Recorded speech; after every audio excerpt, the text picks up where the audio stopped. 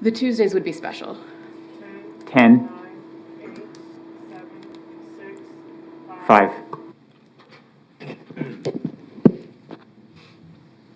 Good morning and welcome to the Wednesday's December 9th, 2020 Board of County Commissioners meeting. I'm Kate Flavin, Public Information Officer with Sedgwick County.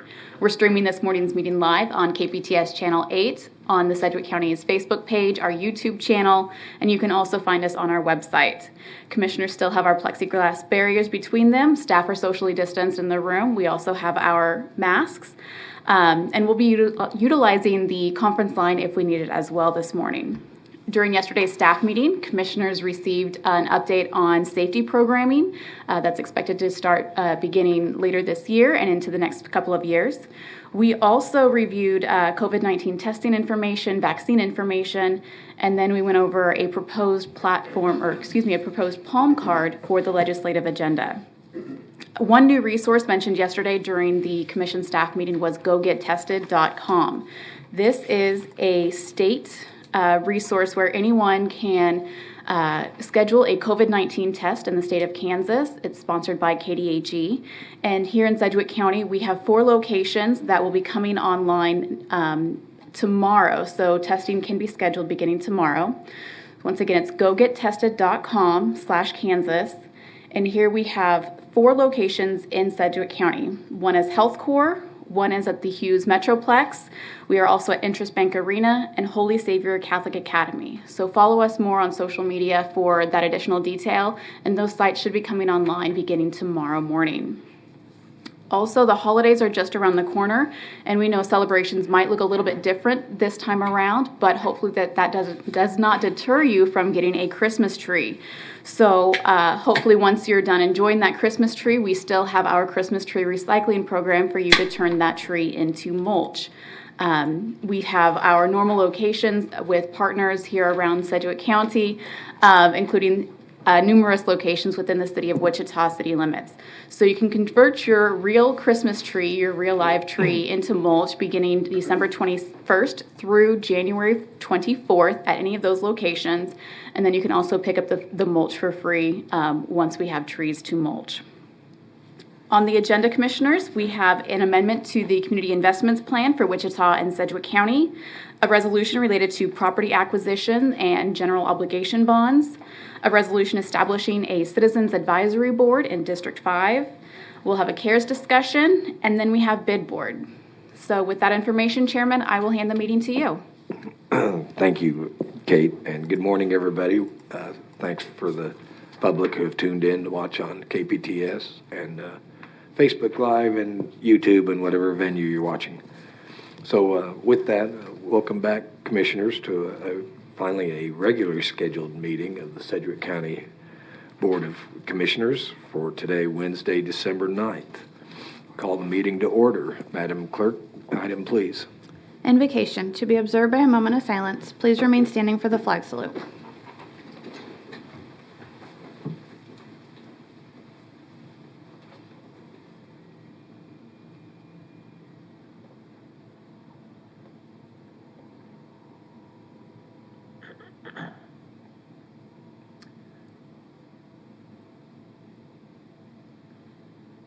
Thank you. I pledge allegiance to the flag of the United States of America and to the republic for which it stands, one nation, under God, indivisible, with liberty and justice for all.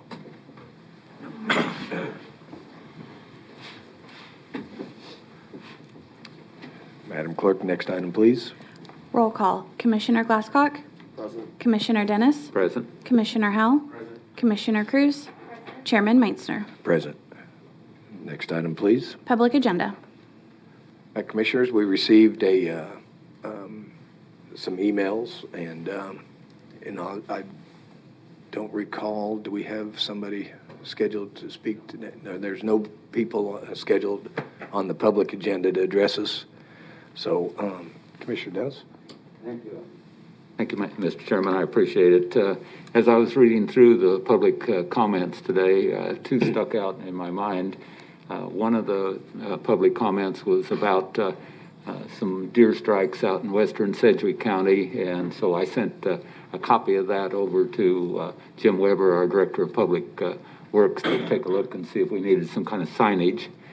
But the other one was a long, rambling, kind of strange comments. And so I forwarded those over to Joan Tammany from ComCare. I just wanted all the commissioners to be aware of what action I took after reviewing those. I have nothing else. Move to receive and file. I'll second. Thank you, Commissioner Cruz, for seconding. Okay, been a motion a second to receive and file the public comments that we received. Don't see any other comments. Madam Clerk, please call the roll.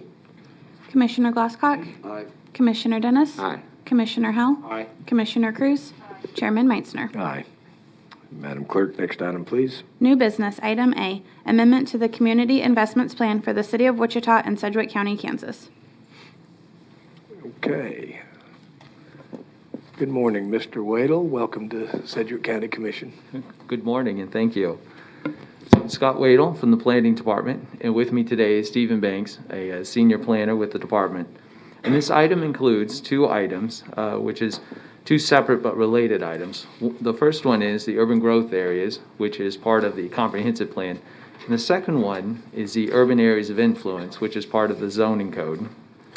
For more than a year, we've been working with the cities in Sedgwick County and the MAPC on these updates. I'm going to turn it over to Stephen so that he can provide you with a brief overview of the recommendations and the process that has been used to develop those. So, Stephen, if you could.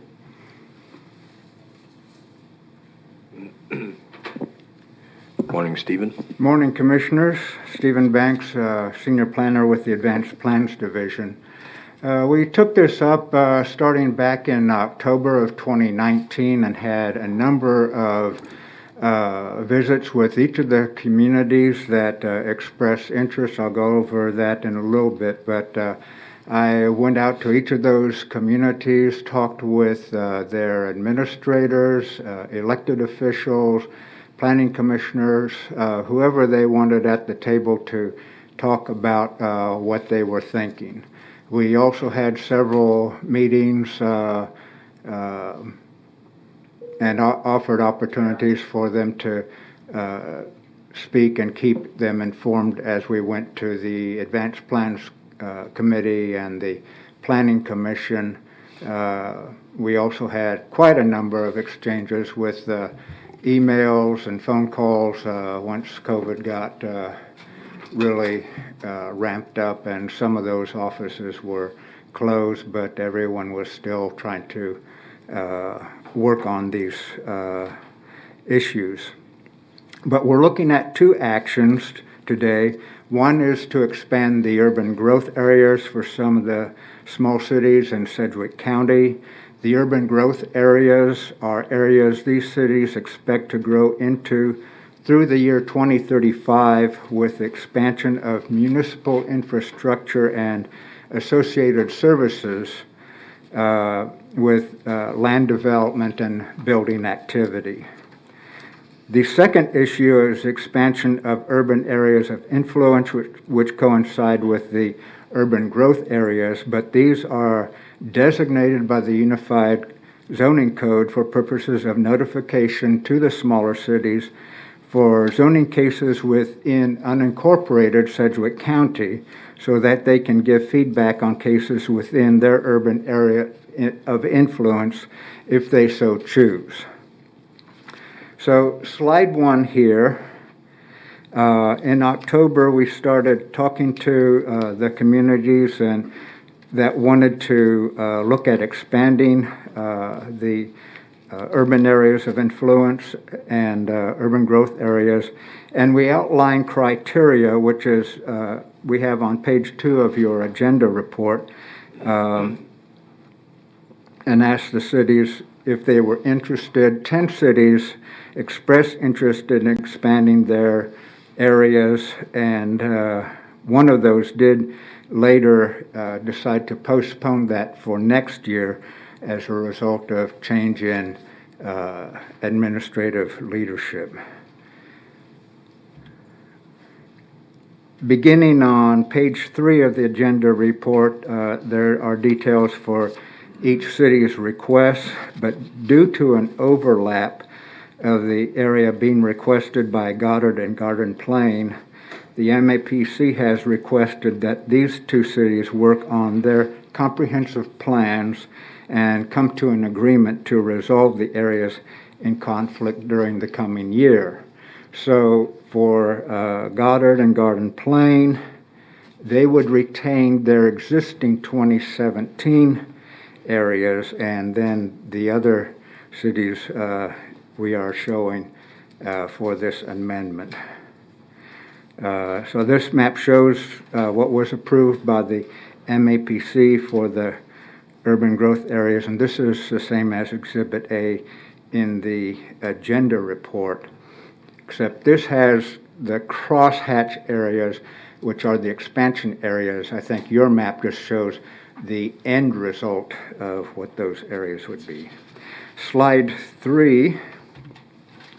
While making changes to the urban growth areas on the 2035 growth areas map, we wanted to update some other elements of the map. We got rid of the language referring to the old zoning areas of influence and stated the map does not reflect or does reflect the urban areas of influence. That is the first area in yellow up on the map. We simplified the language under small city growth areas and added that these areas coincide with the urban areas of influence, because that is where they come from. Then specifically we referenced the Places for People plan, which you adopted in 2019, rather than reference a plan yet to be developed. And then finally, we updated the industrial and improvement district boundaries, which have changed since the map was created, and specifically called out McConnell Air Force Base, since it is neither an improvement or industrial district. The other action we're asking of you is to approve changes to the urban areas of influence, which are part of the Unified Zoning Code. This map shows the areas as they have been since 2017. This slide shows the changes so that the urban areas of influence coincide with the changes to the urban growth areas. So again, we're requesting two actions. Approve changes to the urban growth areas of cities within Sedgwick County and textual changes to the 2035 urban growth areas map, an element of the Community Investments Plan as shown in Exhibit A of your agenda report. And then approve changes to the urban areas of influence of the Unified Zoning Code for Wichita and Sedgwick County as shown in Exhibit B. Okay, Commissioner Dennis. Well, thank you, Mr. Chairman, and I want to thank MAPD for taking a look at this. I know the commission voted 8-10 months ago to have you take a look at it, and I appreciate the diligence that you went through in talking with each of the different communities that were involved in putting together this plan that you brought for us today. It's always a balancing act on what we do in this case, because first of all, the cities that are looking at growth for the future want to make sure that something doesn't happen right outside of their current boundaries that's going to impact that growth. But in the same vein, the property owners outside of that area didn't elect those city folks, and they will have some influence on their property. But the ultimate decision comes back to this board when it's all said and done. One of the changes we made a few years ago is it doesn't take a supermajority anymore in order to be able to overturn a recommendation from one of the cities. So that's a stopgap measure that is a protection for the for the landowners outside of the boundaries of the city. So I appreciate the balancing act that you have done. I appreciate the stopgap measures that we have in place in order to ensure that it's fair to all parties. So when it's time, I'm ready to make a motion that we adopt this. I appreciate your efforts. Thank you. Commissioner Cruz? Thank you, Chairman. First of all, I can't see this map. It's too little on my sheet. Did I miss a meeting where I was briefed individually about this? No, we didn't have individual briefings. We had a meeting, I want to say back maybe around April. Okay. So if, I would just like more time to analyze this. Not that I really have a problem with it, but I just, I can't even read what's on this sheet today. And so therefore, I'd like to make a motion to defer for a week to analyze this a little bit further. Okay, motion and a second to defer this for a week. Does that complicate your timeline at all? Okay, No. thank you. So you will be able to get directly with any of the commissioners that have that need additional information. Okay, motion and a second. Or Commissioner Howell, did you have a comment? Sorry. Yeah, thank you. Appreciate the, thank you, Mr. Chairman. Back in April, when you said this was brought to us, was that a Board of County Commission meeting or was that a staff meeting? Do we know? Would have been a commission meeting where we just gave you an update on where we were with the process. But the initiation, okay, so I believe that was a staff meeting. I think manager is It might have confirming been it wasn't a meeting like this. It was a staff meeting at that time. And Yeah, I know it took place in this room, but I don't attend too many of those staff meetings, so. I guess my distinction point is this, between at the staff two. meetings, we don't actually vote. We discuss and we might find some consensus. We might have some debate and some discussion and we might have some disagreement, but there's never really a directive, if you will, from a staff meeting. I mean, we don't actually vote on issues at those meetings. And so the genesis of this, I believe, it does say on here every year or two. I'm going back to the information on page 5 at the bottom. It says every year or two. I don't know that I would agree with that. Is this the first time, I think, in quite a long time that, I mean, we made some significant changes back in 2015. And that was hotly debated. It was all over the news. And I would just remind the commission that we actually, at the end of the day, I think we received quite a bit of praise from the cities because they felt like we were very balanced in the changes that were made back in 2015. And there were some proposals that were very concerning. But at the end of the day, when we worked with the cities, we ended up, I think, in a very good place. And we received quite a bit of appreciation and praise for being balanced and thoughtful on how we managed some of those issues. Some of the commissioners weren't happy, but I was happy, and I think the cities were pretty happy. And so we're going back now, where we're kind of revisiting some of that, and we're undoing some of the things that were done back then that were done very, very thoughtfully. And I guess my concern is, I'm not quite sure what got us to this point today. I know that this was maybe discussed at a staff meeting, but I don't know that we actually have, board support for any of this action at this point, that we've even got us to this point. I do definitely want a personal briefing on this. I would like to know specifically about the changes and boundaries on the various cities and the thoughts behind those proposed changes. And I'd like to maybe have that at the city level to find out exactly what are their ideas on what those changes should be and why. So with that, I'll stand by, but I do certainly think a week delay would certainly be very reasonable at this point. Thank you. Okay.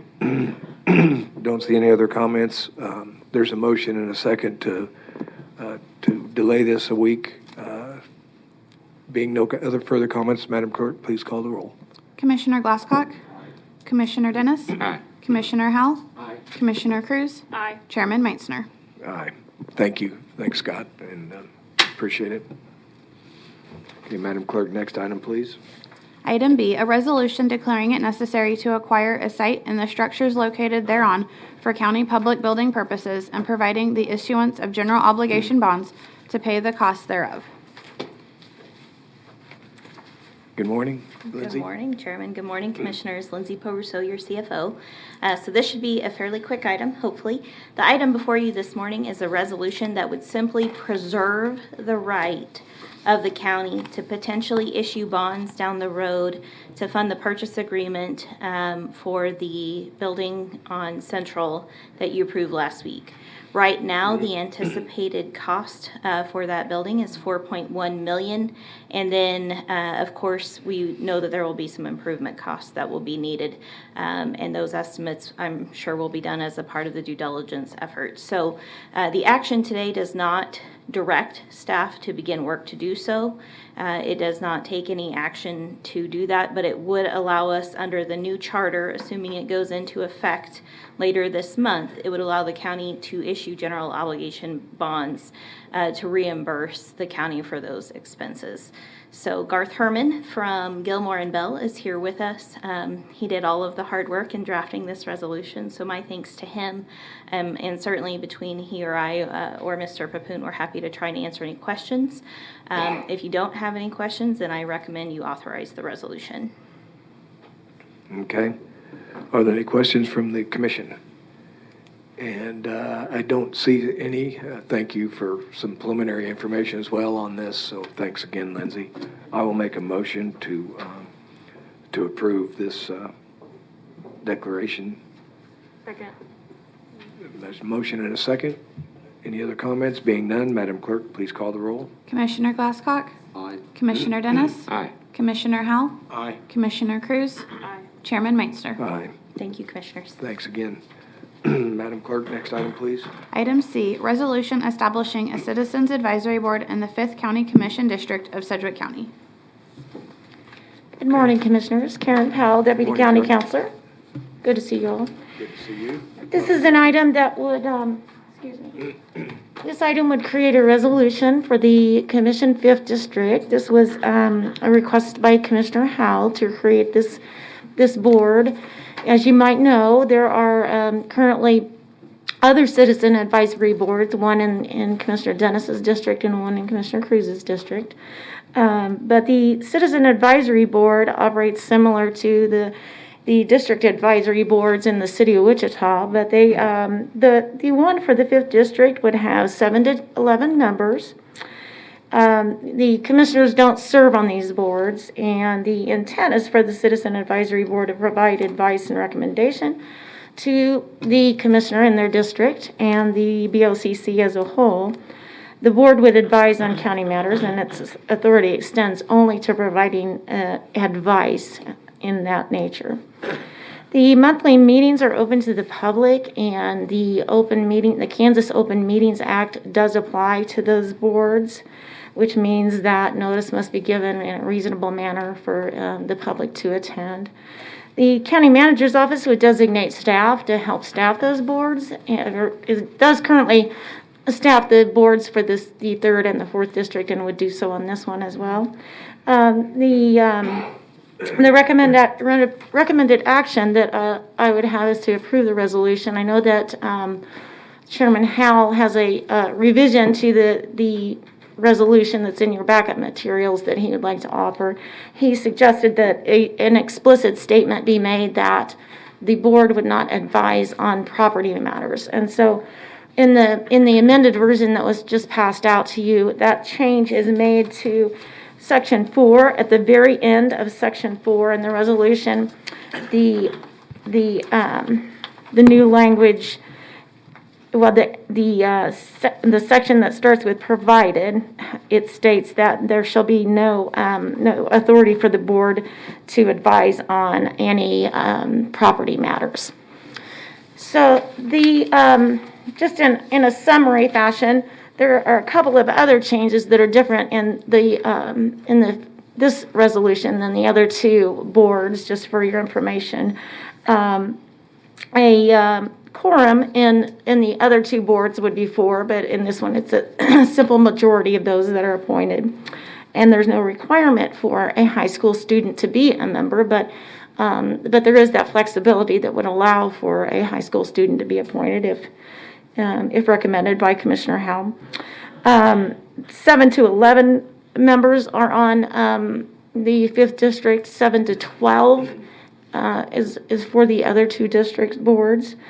And of course, if amended, the the prohibition against hearing property related matters would be different in the 5th district. So with that, I would recommend that you approve the resolution, and I would stand for questions and let Commissioner Howell speak as to his wishes. Okay. Commissioner Howell? Thank you, Mr. Chairman, and thank you, Ms. Powell, for the good explanation. You do great work, and thank you for preparing this today. I do want to just share just a little bit of history here that I think is relevant to this. You know, people sometimes ask me why I don't have a Citizens Advisory Board. It's interesting.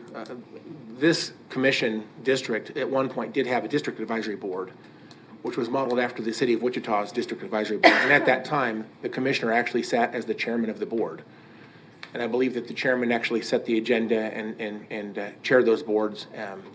I did go back and read the minutes from those meetings for every meeting that had happened, and I would tell you that the majority of the time there was information being provided to the board and not very much advising to the commissioner. And it's a bit of a frustration to kind of realize that, because we did spend quite a bit of taxpayer dollars convening those boards, staff time, agenda preparation, minutes, transcribing, and all the things, staff time having to attend those meetings. And many times those meetings are in hours of the day that is basically not the normal hours of our staff. And so that, I am a little concerned about some of those things. And so I did not continue that at the time. Instead of that, I've been hosting, I would call it a coffee. Nearly every week for years, I have had a coffee where I invite people to come anytime within a couple of hours on a date and time certain. You know, I would advertise it the best I could, and people would come. Sometimes they would come late. Sometimes they would stay the entire time, or they would leave early. And sometimes I had nobody show up. Sometimes I would have as many as 25 people would show up, and I usually paid for the coffee. And that continues to be my intent going forward. I call it it is certainly an advisory opportunity. And I would welcome people to continue to come to those as I'll have opportunities to host those. With COVID-19, obviously I need to be very careful with how and when I do that. And I would like to continue that, but it's a little bit more challenging at this time to do so. A couple of other things. I like the idea of the coffee because it is informal. If people want to advise the commission formally, they do have opportunity through the public comment things that are in place. And back before 2015, the public comment opportunities were much different back then. People would not be allowed to just show up and speak at our meetings, and that we did change that. And plus, we did not advertise. We did not capture our meetings on social media, the way we do today. So I think there's a lot more availability and opportunities for people to formally address the commission. So my coffees were intended to be ad hoc, informal opportunities. People that attended would essentially raise any issue that they wanted to talk about. I tried to keep things on county topics if I could, but anything was really game. They could ask a question, they could chew my ear, they could tell me what they think about something. It was simply just an informal opportunity, and I ensured that everyone had a chance to speak and certainly could speak with me about anything. On top of that, I readily share my cell phone number to anybody that wants to talk with me. And I'm not interested necessarily whether someone's a citizen or not, or whether they live in my district or not. I'm willing to talk with anybody, anytime. Having said all that, seems to be the way of the future. We know there's at least 2 cabinet boards now, and I know that the commissioner that's elected to fill the seat for District 2 has already promised to create a Citizens Advisory Board. And so I think that this is the wave we're going towards in the future. So I think it's time that I go ahead and formalize this, although I do plan to do my informal coffees at this time as well. But a couple of things about the formality of this. It is subject to COMA and CORA, which means these members can't speak as a majority independently of those meetings when they're scheduled public open meetings. And serial communications are also not okay. So I expect that they will set the agenda.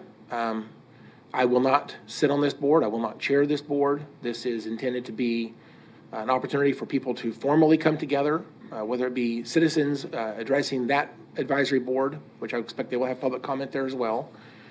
And hopefully those advice, anything that's advisory will flow to me, And I will plan to attend those meetings, but I'm not part of the formal procedure each time they would come together.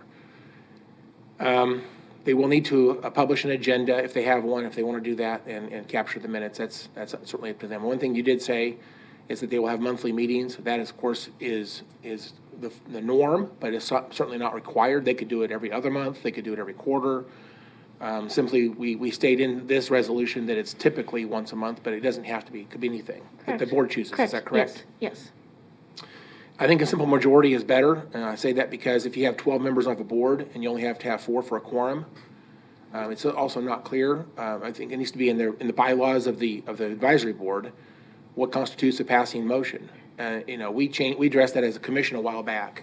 Used to be a quorum of 4, and it took 3 to pass something. We went down to a quorum of 3. I made the point that 2 members present shouldn't be able to pass anything for Sedgwick County, and I think the same should be true for any advisory board.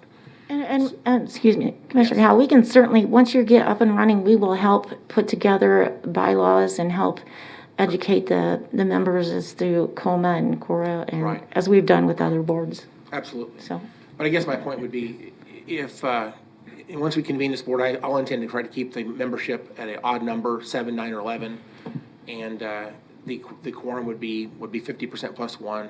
It's pretty obvious what the quorum would be. It would be the same requirements. The majority of that board would be required to pass items that come before that board. So that's my intent. That's what I would hope that they would do. Of course, they get to adopt their own bylaws, and so I'm not going to control that in any way. That's up to them to do that. Anyway, I'd like to minimize the cost to taxpayers, and so I don't know how they plan to meet or when they plan to meet. This will be up to the board, of course, and I'll plan to be there. But I don't want to add a lot of taxpayer cost to this. I do think it needs to be a formal process, obviously. But people can certainly still chew my ear in lots of different ways. We could privately meet. We can do the coffees. We could do whatever is interesting to people. With the issue of property rights issues, we have a formal process. People can come before the commission during a public hearing on those property rights issues. They can also, in fact, they need to go before the planning commission, and in some cases, they have to go before a planning board of the city. It depends on if it's where this issue is. If it's an urban area of influence, then the cities also will probably conduct a hearing. Having said that, I don't want to add to that. I think that the property rights is a very sacred thing, and I would like to make sure that people don't are denied. I don't want to make sure they're denied any property rights through anything outside of that formalized process that's already in place. And so I think it's my desire that we would not take up property rights issues at the advisory board level, because there's plenty of other opportunities for them to do that are already formalized in that process. And so that's my intent there. I'll stand by for any other questions, but at the appropriate time, Mr. Chairman, I'd like to make a motion. Okay, Commissioner Dennis. Thank you, Mr. Chairman. I appreciate it. And I will support the motion that Commissioner Howell puts forward to create his own Citizens Advisory Board. I believe it's the commissioner's right to establish that and establish it in any means and any method that they wish to establish it in. So that's why I would support it. I do want to make sure that I express one comment on one of Commissioner Howell's comments, and that's the education of those board members. One of the things that I've found over the last 4 years of having my own Citizens Advisory Board is we do bring staff in, and it is certainly a very worthwhile expenditure of taxpayers' money to bring staff in to brief them, because they ask questions that I don't think of. And they are then informed. In addition, those individuals go out and talk to other people, and it's a great way of getting the information out to the public, but it's also a great way to advise me because of the ideas that they have that didn't come up in any other discussion. So I truly believe that having staff come in and brief them is more than valuable. It's imperative that we do that. So I just want to make sure that that's clear, because Commissioner Howell kind of criticized that, and I do believe that that is an inaccurate criticism. But once time comes and he makes a motion, I would second it. Thank you. Okay. I don't see any other comments. Commissioner Howell? Thank you, Mr. Chairman. Just a final comment. I would like to see this board empowered to basically drive the subject matter, whatever they think is, they're interested in, they certainly could ask for a staff briefing on anything. I would support that as well. It is also my intention, I'll just say, every district is unique. My district includes areas like the unincorporated area of Oak Lawn and Sunview. There are places that are very rural. I have a number of townships in my district that have lots of farming, for example. Maybe not nearly as much as the other districts, but I still have some of that. I have the cities of Mulvane and Derby, and of course, Wichita. People talk about diversity. It's my hope that I would find people that could represent sectors of our community. And this will not be limited to these, but this is just some ideas of what I'm looking for. People who might serve in government in other ways, perhaps it'd be staff or elected officials in government positions. I call that a government sector, a religious sector, probably a senior sector, because senior issues I think are very unique and different. We have senior centers, for example. I'd like to have someone that kind of represent that part of our community. Military sector, and McConnell Air Force Base is in my district, and I would love to have a military sector. An education sector, whether that be a student or a school board member or someone who has an interest in education or expertise in education, I would like to have someone like that. Hospitality sector, possibly a manufacturing sector. I do have a very large number of people in my district that are of Asian descent, and I would love to have someone represent that because I think it's really unique to my district. Not to disparage any other race connections, obviously. I would love to see that racial diversity if possible.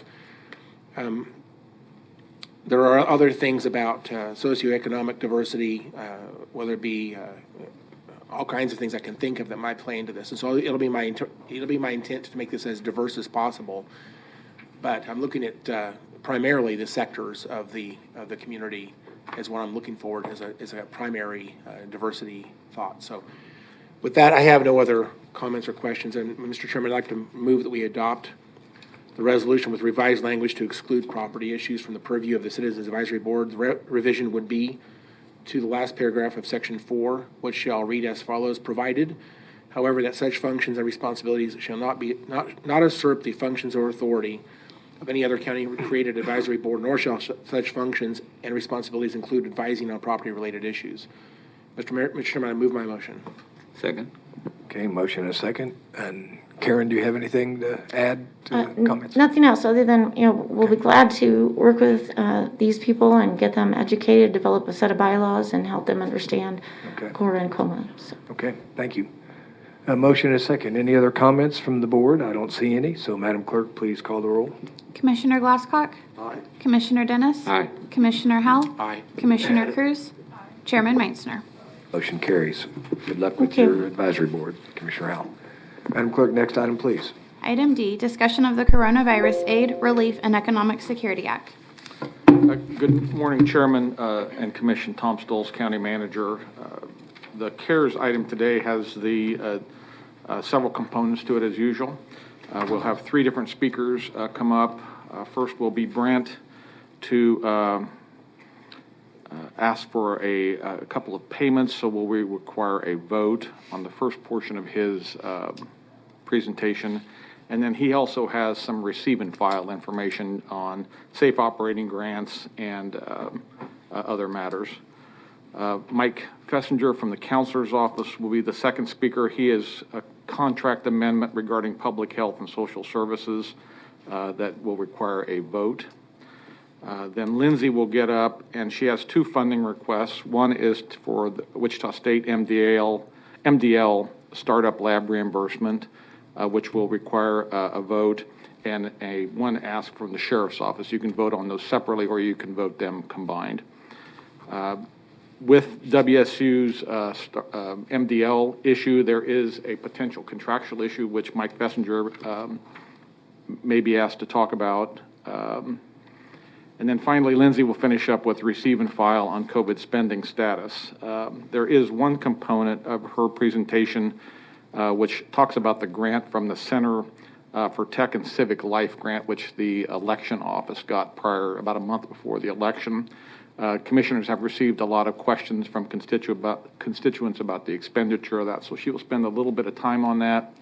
But I also want to remind commissioners that Tabitha Lehman, the election commissioner, and Anna Meyerhoff, who assisted during this election time, will be into the commission next week to give a full briefing on election status and this grant dollar expenditure as well. So with that, we'll start with Brent, work our way through the list.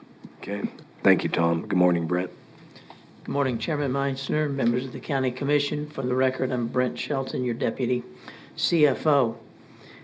As was discussed last week, we have transitioned from that process that we were involved with, where we were receiving applications and bringing you award recommendations, to now the point where we are receiving receipts and supporting documentations from those agencies and from the municipalities that have been approved for funding.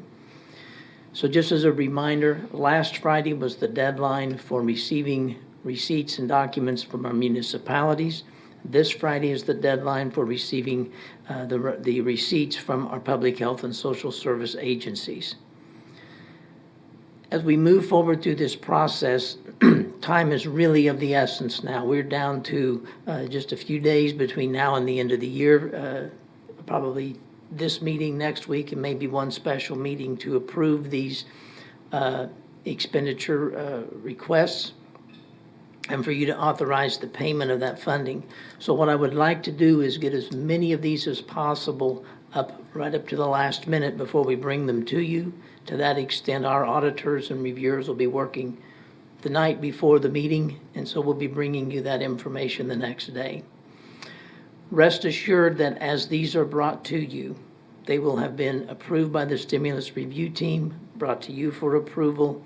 They'll be reviewed and checked for appropriateness, CARES eligibility, and alignment with those approved awards that you will have previously approved. If we find one that is of material difference to what was approved and it's still CARES eligible, and we would recommend that you would fund those receipts, we'll bring that to you, but make a note of that.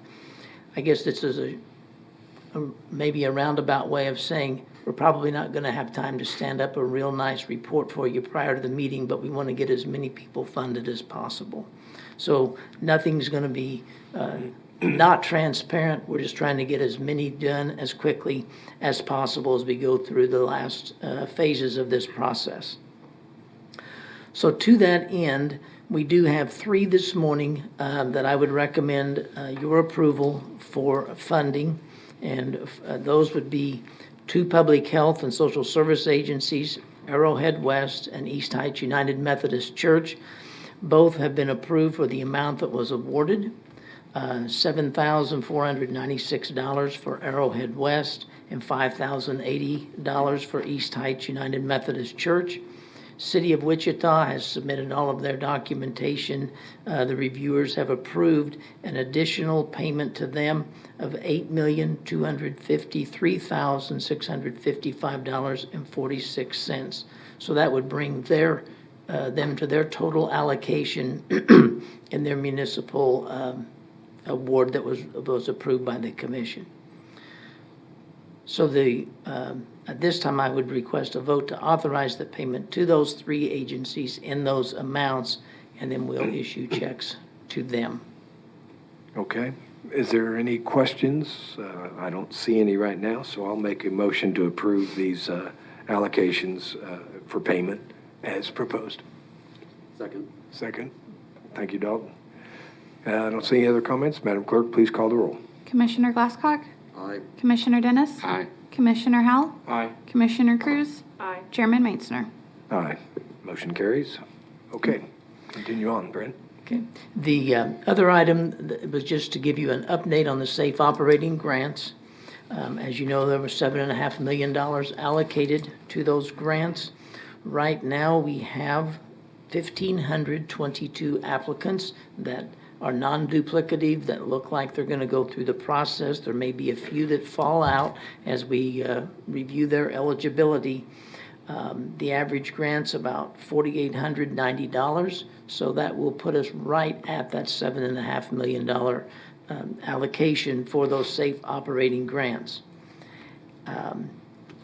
As of end of business yesterday, we had paid out $4,893,834 to 1,012 safe operating grant applicants. So that's basically the report on where we are. We're on track to get those all out by the end of the year. Okay, that's good news. So that's an update. So I make a motion to receive and file. Second. Been motion and a second.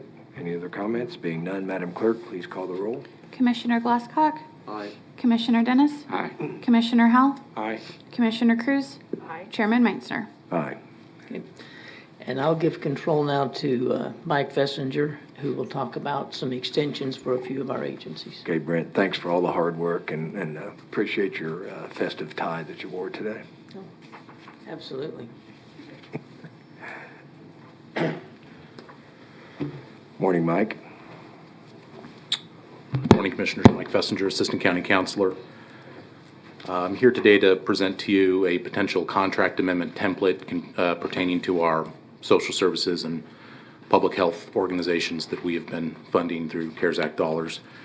The purpose of this amendment is to give 9 of these social services / public health recipients, subrecipients, more time to pay for their COVID-19 expenses and request that reimbursement for us. To elaborate, the subrecipient agreement template that you have approved and that many of these subrecipients have entered into has a date by which they need to pay for their expenses to then turn around and request reimbursement from us. And that date is November 30th, 2020. Obviously, that date has passed. We have 9 subrecipients that have faced unavoidable delays, supply chain issues, things of that nature, that have caused them to miss that deadline and therefore potentially leave money on the table. This contract amendment alleviates that issue by pushing that date to December 20th, 2020. So what that means is that our subrecipients will need to complete the purchase of the things that they want reimbursement for by December 20th, 2020, in order to then turn around and request reimbursement from us. The amendment doesn't allocate any additional funds to these subrecipients. Again, it just extends that deadline for them. Our finance department and our consultants are aware of this and have signed off on it. And it's my opinion that this is fine under the CARES Act, and they concur with that. So with that, I'll stand for any questions you might have. Okay. Commissioner Glasscock? Do these recipients believe that they're going to be able to fulfill the new deadline of December 20th? My understanding is, yes, they will, but if they were to miss this date, I don't know that there'd be much we could do. Okay, thank you. Okay. Commissioner Howell? Thank you, Mr. Chairman. Thank you for the presentation. I am curious if they just came in under that deadline, do we have time to process that and have it considered by the Board of Commissioners by the 22nd? I see Lindsay going like this. Okay. Yeah, I concur with Lindsay. And again, if the deadline is missed, this does also give us time to reallocate any unspent funds. Very good. That's all my questions. Thank you, Chairman. Okay, I don't see any other questions or comments. So this does require a vote to approve the amendment. That's correct. Vote to approve this amendment template. Okay. I'll make a motion to approve the amended template as presented by Mike. Second. Been a motion and a second. I don't see any other comments. Madam Clerk, please call the roll. Commissioner Glasscock? Aye. Commissioner Dennis? Aye. Commissioner Howell? Aye. Commissioner Cruz? Aye. Chairman Meitzner. Aye. Thank you. Thanks again, Mike. Appreciate it. Okay, next up. Good morning, Lindsay. Good morning, Chairman and Commissioners. Again, Lindsay Prorusso, CFO for the record. So the first item we have to talk about this morning is the CARES funding requests. And so as Tom outlined for you, we do have 2 asks today.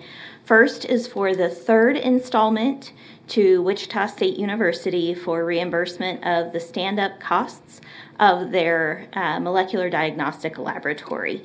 So I apologize for getting that information to you so late last night, but where we stand this week is that we are prepared to reimburse $366,958.78, and that's based on the documentation that's been provided.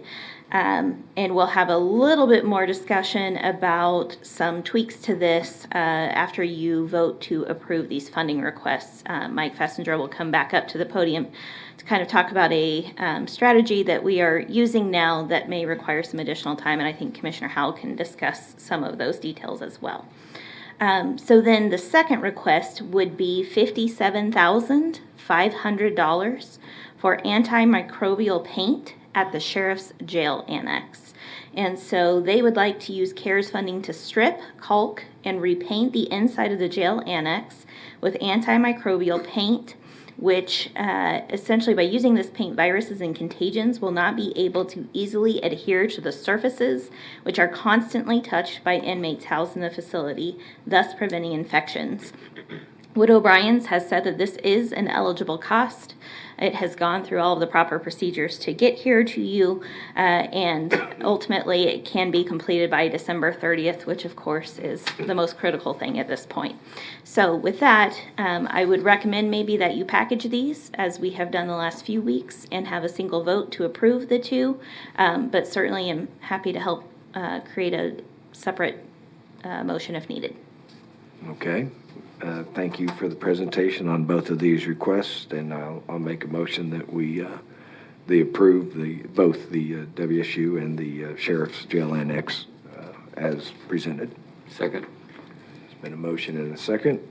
I don't see any other comments. Madam Clerk, please call the roll. Commissioner Glasscock? Aye. Commissioner Dennis? Aye. Commissioner Howell? Aye. Commissioner Cruz? Chairman Meitzner? Aye. Motion carries. Okay, next. Okay, so next, I'm going to ask Mike Fessinger to come up. We do have a contract amendment that we'd like to propose. Commissioner Howell, I don't know if you'd like to discuss it or if you'd like me to give any details. Yeah, okay.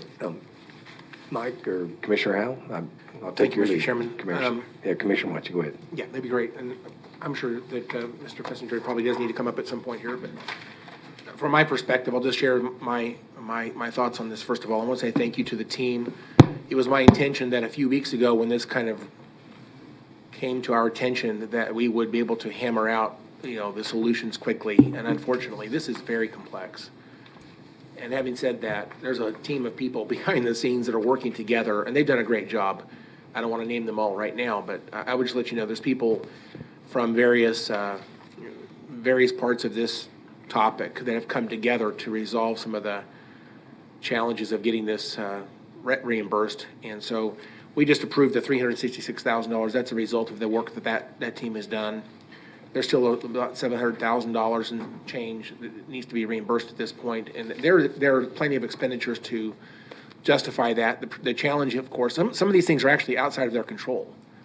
And some of the things deal with other entities. For example, the state of Kansas is part of this as well. And so, make a long story short, the contract, we picked a date in the contract. It's in the contract that we approved, but it doesn't really meet the needs any longer. And really, talking to the entities on a call yesterday, just a few more days would be really helpful. And I think we actually have the latitude here to give them up to December the 21st safely.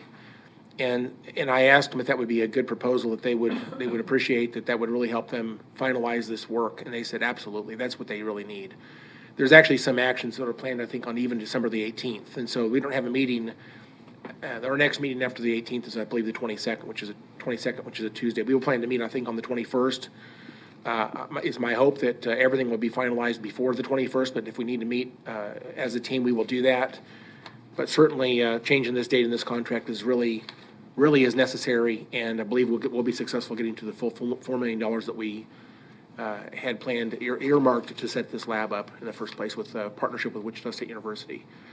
I don't know if that's a good explanation or not, but I have the date in the contract, the amendment that you prepared, Mike, and you're welcome to speak, to add on to what I've said as well. Sure. For the record, Mike Fessinger, again, Assistant County Counselor. My understanding of the situation matches Commissioner Howell's. The agreement in its current form, now this is the subrecipient agreement that this board entered into with WSU a couple of months ago. The agreement in its current form requires that WSU pay for all of their startup costs for the MDL by December 10th, 2020. That's in a couple of days. After they've paid the startup costs, they are then eligible to turn around and request proper reimbursement from us.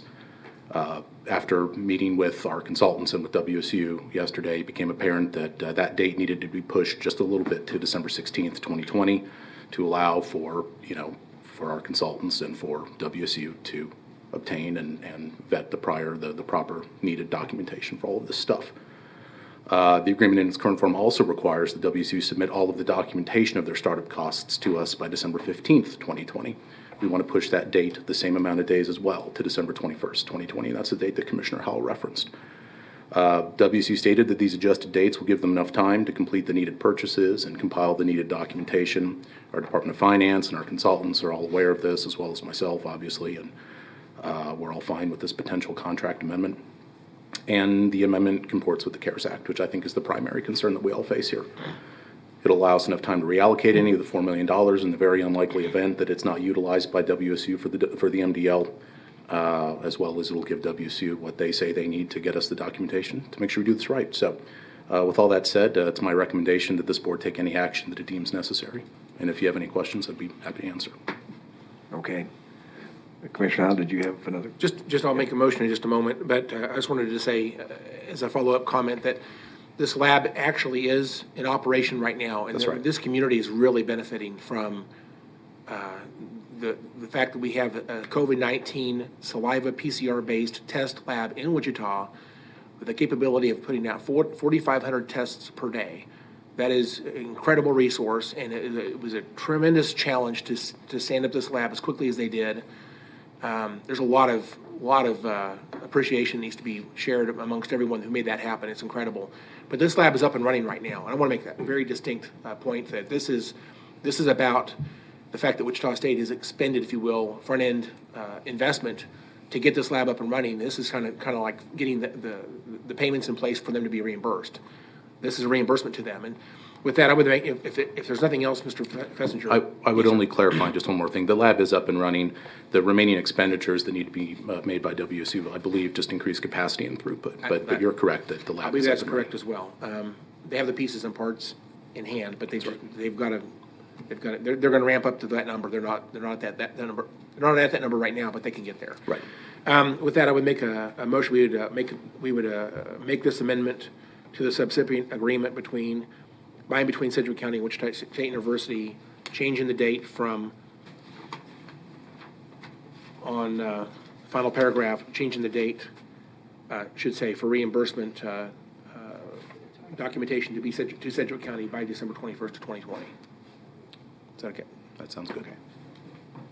Okay, there's a motion. Did you second? Second. Okay, all right. I just would comment, thank you again, Mike, for all your work, and Lindsay with WSU. I know it's been quite a roller coaster with the efforts of a true partnership between the county and WSU to get this going. And Commissioner Howell, and I believe Commissioner Cruz helped as well.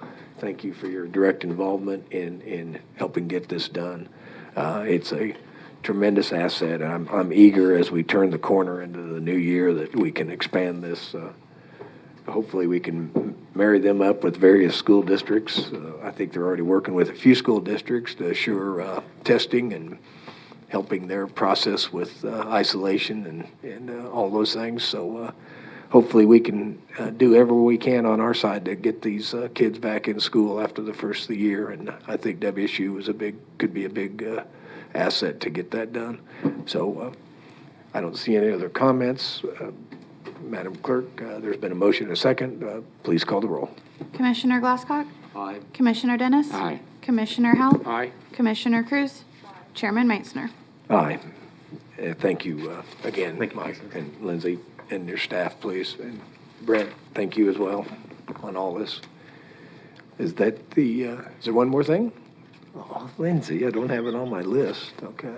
All right. I apologize, Chairman. That's okay. I still have to give you your spending update. Oh, that's I right. assume 21 days out, you all would like to know where we stand. But I can go sit back down. 21 days to go. All right. Apologies. That's okay. We're ready for the update. Thank you. Okay, so this will be a receive and file item. Before we get into the details, I just want to address the spending plan itself. So you all have allowed us a lot of flexibility in coming to you with recommendations and proposals for the spending plan based on all the feedback that we've received from our community, from schools, from cities, from other entities. So we are going to take advantage of that generosity and come back to you again next Wednesday with a spending plan proposal. And so later this week, in your routine visits with the county manager, we'll be talking through what that looks like.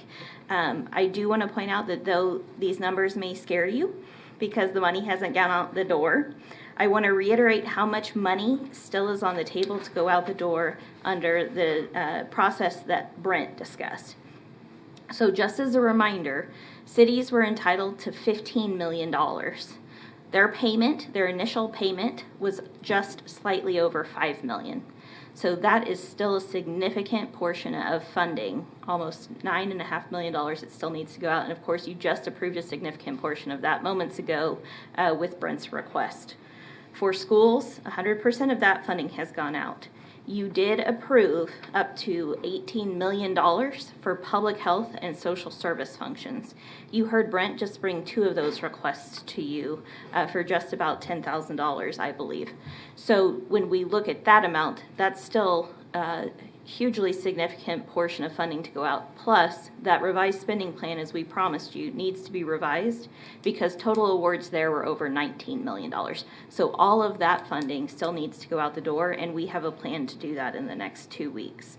We also have all of the economic development programs. As Brent discussed, we're getting into that safe operating grant portion where now we're starting to go into the county's allocation over and above the $5 million that state Spark funding was allocated for. We still have about $600,000 on the county side to be paid out to the workforce development entities.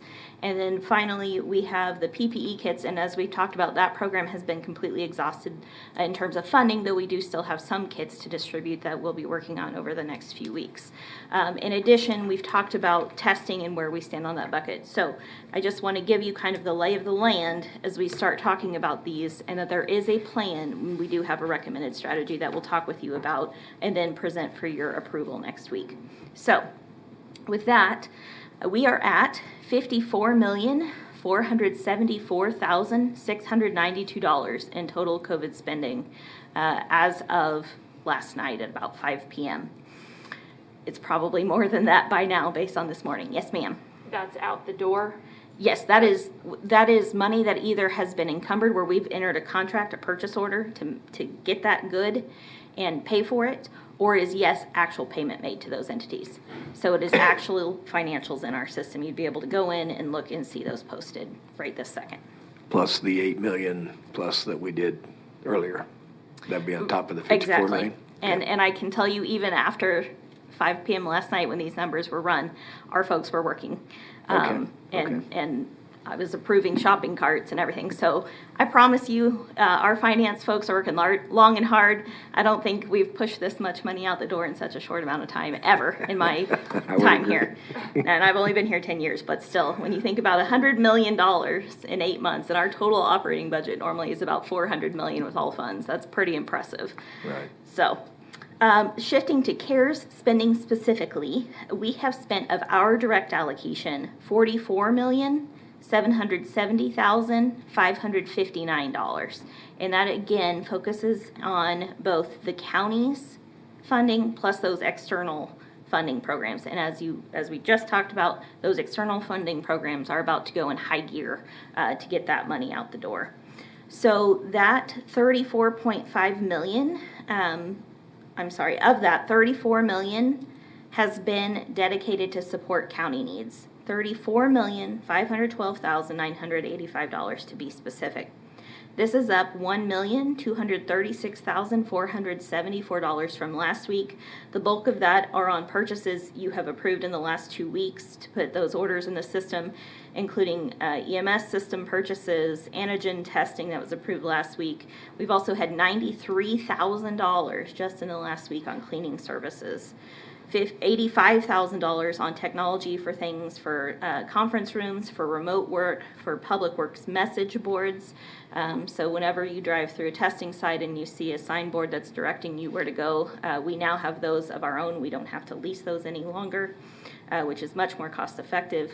We also spent $43,000 on touchless faucets at Sedgwick County Parks. That was approved by the county manager, and that payment has now been made. As well as we've had a number of other miscellaneous costs for software licenses, for cleaning supplies, interpreter services, utilities at the armory, advertising, classroom setup, all kinds of small things. And certainly we can provide you any level of detail you would like on those smaller items as well. In terms of funding from our direct allocation that has gone out the door to external entities, we have $10,257,574.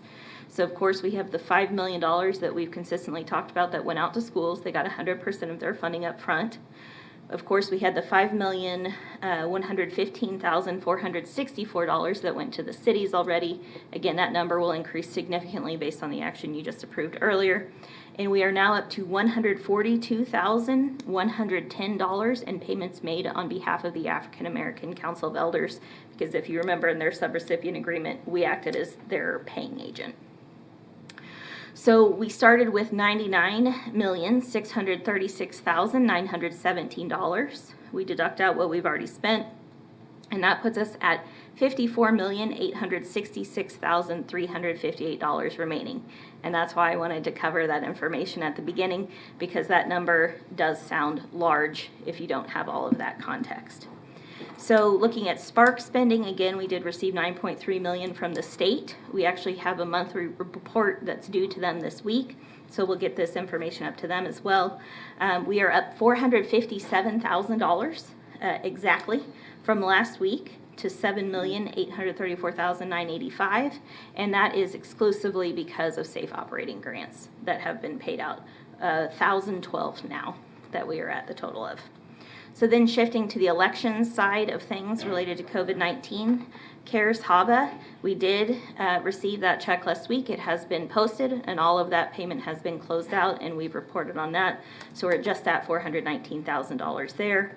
And then, though not CARES, the Center for Tech and Civic Life grant that Tom referenced, we did receive $816,458.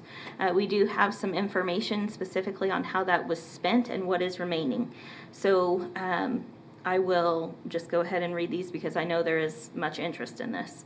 So for voting machines, expenses were $442,475. Equipment to go along with that, $6,463.91. Personnel, if you remember, staff were given a $2 increase to try and incentivize them to work in this pandemic. That is estimated at $123,979.45. And payroll continues to work with election to get those costs moved out of the elections budget and into this grant, which is why I say estimated. Operating supplies were at $24,920.49. Mega site rent, security, and all associated costs there were $44,100. Early voting advertising was $16,384.60.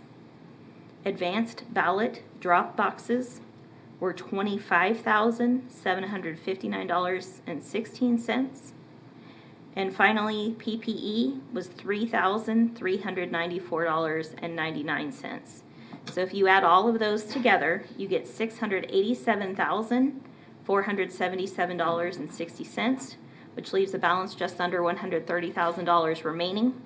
It is likely that the elections office will use that for increased overtime, but they are confirming with the grant administrator that that is an appropriate use.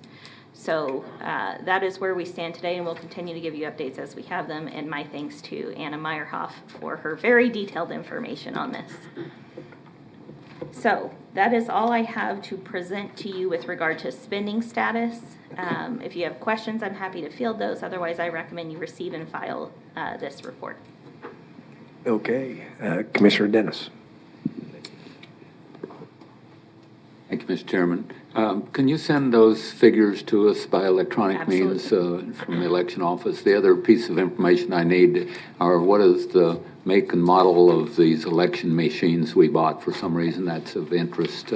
So those two pieces of information I'd appreciate. Thank you. Absolutely. Okay. Commissioner Cruz? That's the exact same question I have. Thank you, Chairman. Okay. Are you guys exchanging notes? Maybe we can... No, and are we going to publish that anywhere? Can we publish that? Can that be put, like, for the whole entire world to see what we spent that money on? A breakdown of each individual cost? I will tell you that the county's checkbook is available, open spending, and folks can go in. It's updated on a weekly basis. Folks can go in and find the actual program and see detailed spending. But yes, I think we can make it even easier, and we'll work with communications to figure out how to do that and then circle back with you all. Okay, so for the public, our checkbook is open for anybody to look at. This grant breakdown, whom we've been using for quite a while, the Civic and Tech Life grant that we were awarded, we have been using this company for years in the past. So this isn't the first time we've ever used them. And so the breakdown of the voting machines, of payroll, of all the ancillary supplies, there's only $130,000 left of this grant. That will be also placed on there. I mean, I want it everywhere. I want to be able for people to understand how this money was spent, so that people understand the transparency that we have provided multiple times over and over in relation to this grant. Yes, ma'am. Thank you. Okay, thank you. Commissioner Howell. Thank you, Mr. Chairman. Just want to clarify. So the numbers you just gave us, is that all related to the $816,000 grant? Yes, sir. What about the $400,000 grant from the SOS? I will get those details to you. I apologize, I took them out of my speaking points because I had talked about them before, but I can get that similar information at the same time I send this. I guess an additional information with respect to being totally transparent, trying to make sure we have all the information available to the public to consume. I guess I'd like to know, have we ever received grant dollars from CTCL in the past? And if we have, can we find out what that is exactly? I'm not aware that we have, but I'll confirm. I know we have used their technology a little bit. Maybe we've either received that technology for free or we have possibly paid them for some services in the past. I don't know exactly what our relationship is with them going backwards, but if we can dig that up, that might be very helpful. And I guess when we're disclosing how we spent the money, I would like to know about the $400,000 from the state. If I understand correctly, that was more about PPE and plexiglass and there was the number of things they talked about that was in that $400,000.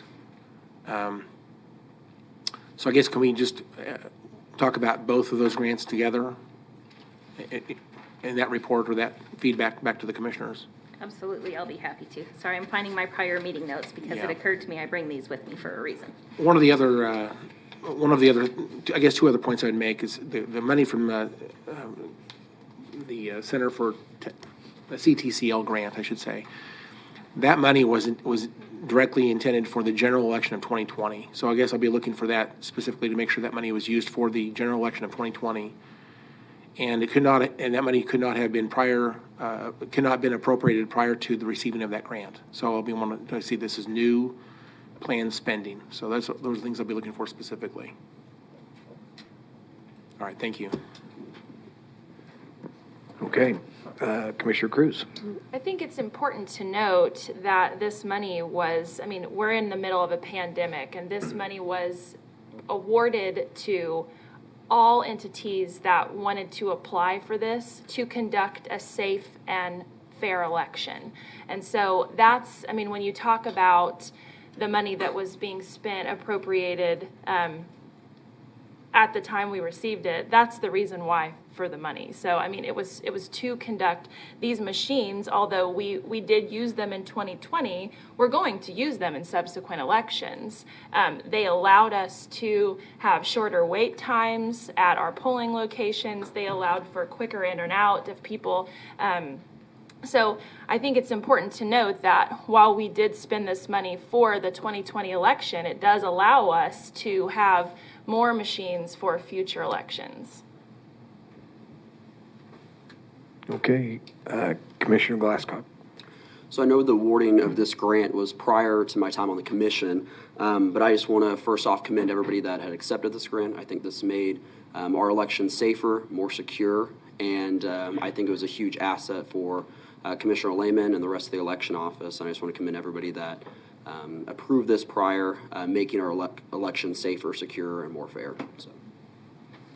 Okay, thank you. And Commissioner Howell. Thank you, Mr. Chairman. Just a final comment for me at least. Even before this $816,000 was offered to the county, I think that we had a plan. And if we did not have a plan, I should have left to know the challenges that we were aware of at the time. But before we were awarded this money, around the beginning of October, about a month before the election, I believe our plan was to have a safe and secure election. And we had everything in place that was needed. And if we needed to appropriate funds, I'm sure that the election commissioner presented her needs to the commission, and we funded what was necessary to conduct a safe and secure election. So this idea that somehow that $816,000 made it a safe and secure election, I think is a false narrative. So let's be clear. This may have benefited the election in some way, but we had a safe and secure election regardless of this $816,000. I don't want anybody to think we did not. We did. Thank you. Well, I'd like to be clear that that's not what I was insinuating, that just because we got this money that we were able to conduct a safe and secure election. But this money did allow us to buy additional machines, which allowed people to get in and out of buildings quicker. It allowed for spacing. So with this additional funds, we were able to better conduct a safe election when it comes to the ability to get in and out of a polling place quickly. So I don't want my words to be taken out of context, because that's not at all what I said. Thank you so much.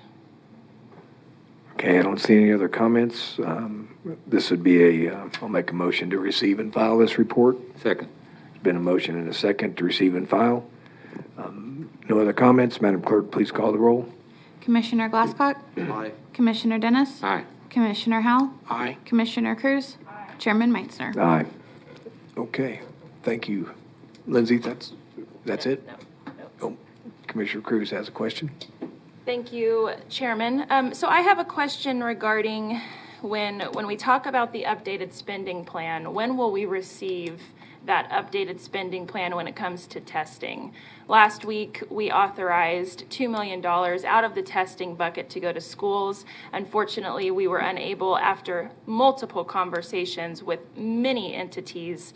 I have to commend Tom, Lindsay, you guys did an incredible job of pulling together meetings with our school boards, our school districts, to try and do everything that we could to make this money work. And unfortunately, it just wasn't able to happen because of reporting purposes. I'd like for you to talk about why this wasn't able to work, the information that went into trying to get this to work, because at the end of the day, we still have kids that are at home because their parents have to go to work. So I'd really like to explain to the community how this is going to work and what we tried to do, what we were unable and unsuccessful to do, and what we plan to do with the money now that we're not able to spend it in the way that this commission had allocated it last week.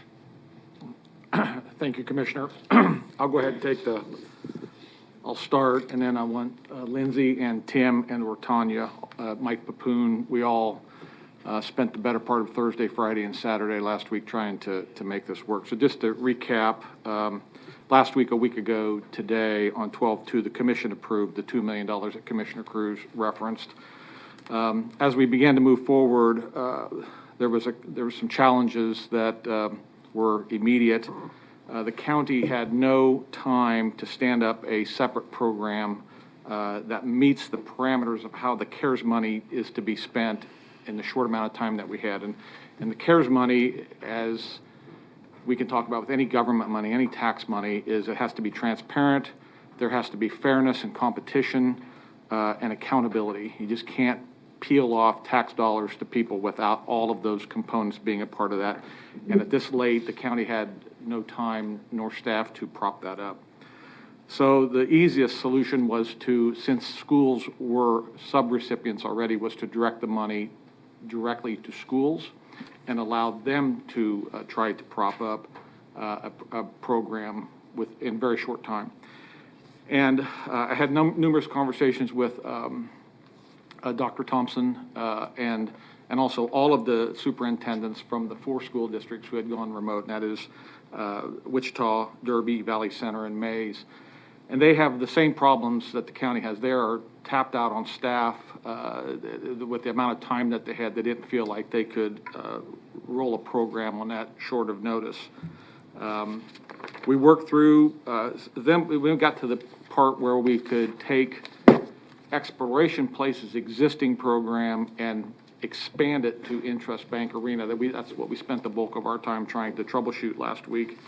Adam Smith from EP, AJ Bolesky from the Arena, Tim Kaufman, Tanya Cole, Mike Papoon, spent significant time with counterparts on the school side who also spent significant time trying to work through a solution to make this happen.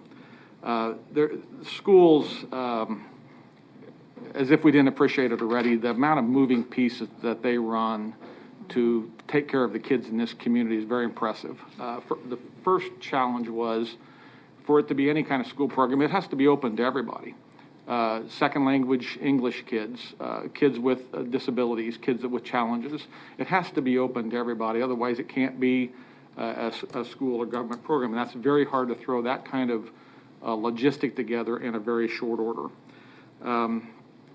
The schools, part of the challenge also is we're in a pandemic, so we had a gathering order limitation and a health order out there that basically exempts schools. So it was important that this be some type of school program, that we were a school sanctioned program that we were going to run at Interest Bank Arena and EP. And the schools, I think, felt uncomfortable with that because they didn't have the time or the staff to cater to and provide opportunity for all children across the board. And so this became a legal stumbling block, and Mike can talk to this a little bit too if he wants. But it became such a legal stumbling block, it just became insurmountable. And then finally, and this is unfortunate but true, there's always the concept of, or the factor of liability and culpability when you start programs like this. Who has it? Who has to? Because invariably, when you bring a lot of people together, there's going to be something goes wrong, and there has to be a plan of action to take care of that. And there was culpability and liability issues that were talked about between both government entities, the county and schools, as well as the Arena and EP, who have different insurance policies within their domain. And finally, about Saturday, 5 o'clock, 6 o'clock p.m., it just became so insurmountable that we just couldn't make it happen. We've looked at, an option of bringing in a third party that could manage this, but they would be under receiving CARES dollars. They would be under the same burden that the county or the schools would. You have to be transparent, accountable, competitive. You have to allow all people to come to the table, and you have to make sure that the people who are providing the service are competent, capable, and equipped to do that.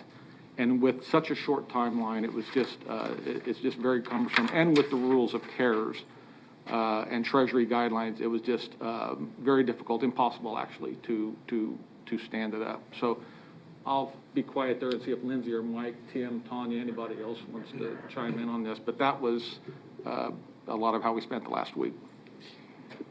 I know that a lot of time went into that.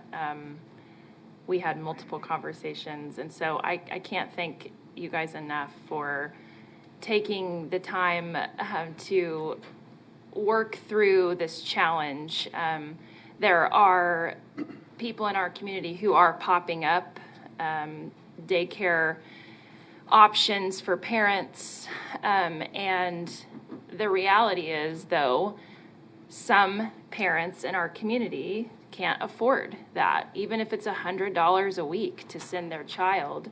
When you think about schools being out, when you think about living paycheck to paycheck, I have lived paycheck to paycheck, and I get what it means to be able to work 2 weeks, to get a paycheck, to pay your rent, to pay for food on your table. And so that ability for us to help when there is money available, and I believe that was the intent, although there were some stipulations attached that we couldn't get around, I think it's unfortunate. I think it's really unfortunate for the children in our community who, regardless of what the situation is, the reality, are at home right now without supervision. My daughter, for example. So I feel like this really deeply touches me because I'm the only commissioner sitting up here with a child in school. And I have multiple friends and multiple community members who have reached out to me and said, well, is there an opportunity to provide a safe operating grant for a child to go to a daycare when all I need is about $300 to get my kid to a safe place? And we weren't able to accomplish that when there's money sitting there. It's a sad day when there is money there, but we can't provide it to our community. So I really want to thank Dr. Thompson, Wendy Johnson, all of the school board members who I spoke with, Valley Center Schools, Mays Schools, Derby Schools. There was a lot of work that went into that. And I can't thank you all enough for the time you took away from all of the other work that you have to do to work on this, Tim included. So thank you for that. Okay. Commissioner Glasscock? Yeah, I want to echo many of the same sentiments that Commissioner Cruz said. I believe this is disappointing that we couldn't figure a solution for our students in this, but I know that the staff here and I know the school district are both committed to the same goal. It's just unfortunate that we weren't able to reach a solution. I echo, again, the same concerns that there are students that are at home, and I just pray that there's not going to be any tragedy or any incident that occurs, for the next 2 weeks or even longer while these students are home. And I do specifically want to commend, and while it may not be open to parents that will not be able to afford to send their students here, I do want to commend specifically the Wichita Eagle today for releasing a list of entities that are providing opportunities for students. And again, I know a lot of parents in our community may not be able to afford that, but I did want to commend these businesses that have stepped up. And that's Sedgwick County, and that's our community. When government is able to find a solution, our citizens step up. And I hope that there's other opportunities for parents that may not be able to afford this to take advantage of these opportunities as well. But I wanted to commend the Sedgwick County Zoo, Remote Learning Lab, Strategic Workplace Learning Center, Carousel Skate Center, Online Learning, Lighthouse Tutoring, the Boys and Girls Club of South Central Kansas, Exploration Place, and I know Commissioner Cruz had said the Hive had expressed interest. But I know there's other entities in our community that aren't listed on here. And for parents that are able to do this, I hope that they take open of these opportunities. And for those that aren't, I hope that there's something in our community that steps up in the place of government in action. So thank you all. And thanks again for the staff for working on this. Everybody should be commended that took time and energy into trying to solve a solution. Okay. Thank you, Commissioner. I don't see any other comments at this time, so. Oh, yeah, Lindsay. May I make one comment? Absolutely. And I believe the state of Kansas does have a program that's up right now that would allow providers to go out and get grants for this exact type of thing, and then it would turn the program free and to parents. So I would encourage, if there are entities out there, to Commissioner Cruz's point, that are thinking about doing that, there is a program out there with resources available that might be an option for folks to look into. I will find that information and I will get it to communications. Thank you. Okay, thanks for that information, Lindsay. We probably ought to get that information readily available for commissioners to be able to pass along as we get inquiries. That would be helpful. Okay, Tom, anything else? No? Okay. Madam Clerk, next item, please. Item E, report of the Board of Bids and Contracts regular meeting on December 3rd, 2020. Good morning, Mr. Chairman, Commissioners. Morning, Joe Thomas, Purchasing Director. The meeting of the Board of Bids and Contracts on December 3rd resulted in 2 items that we're presenting to you today.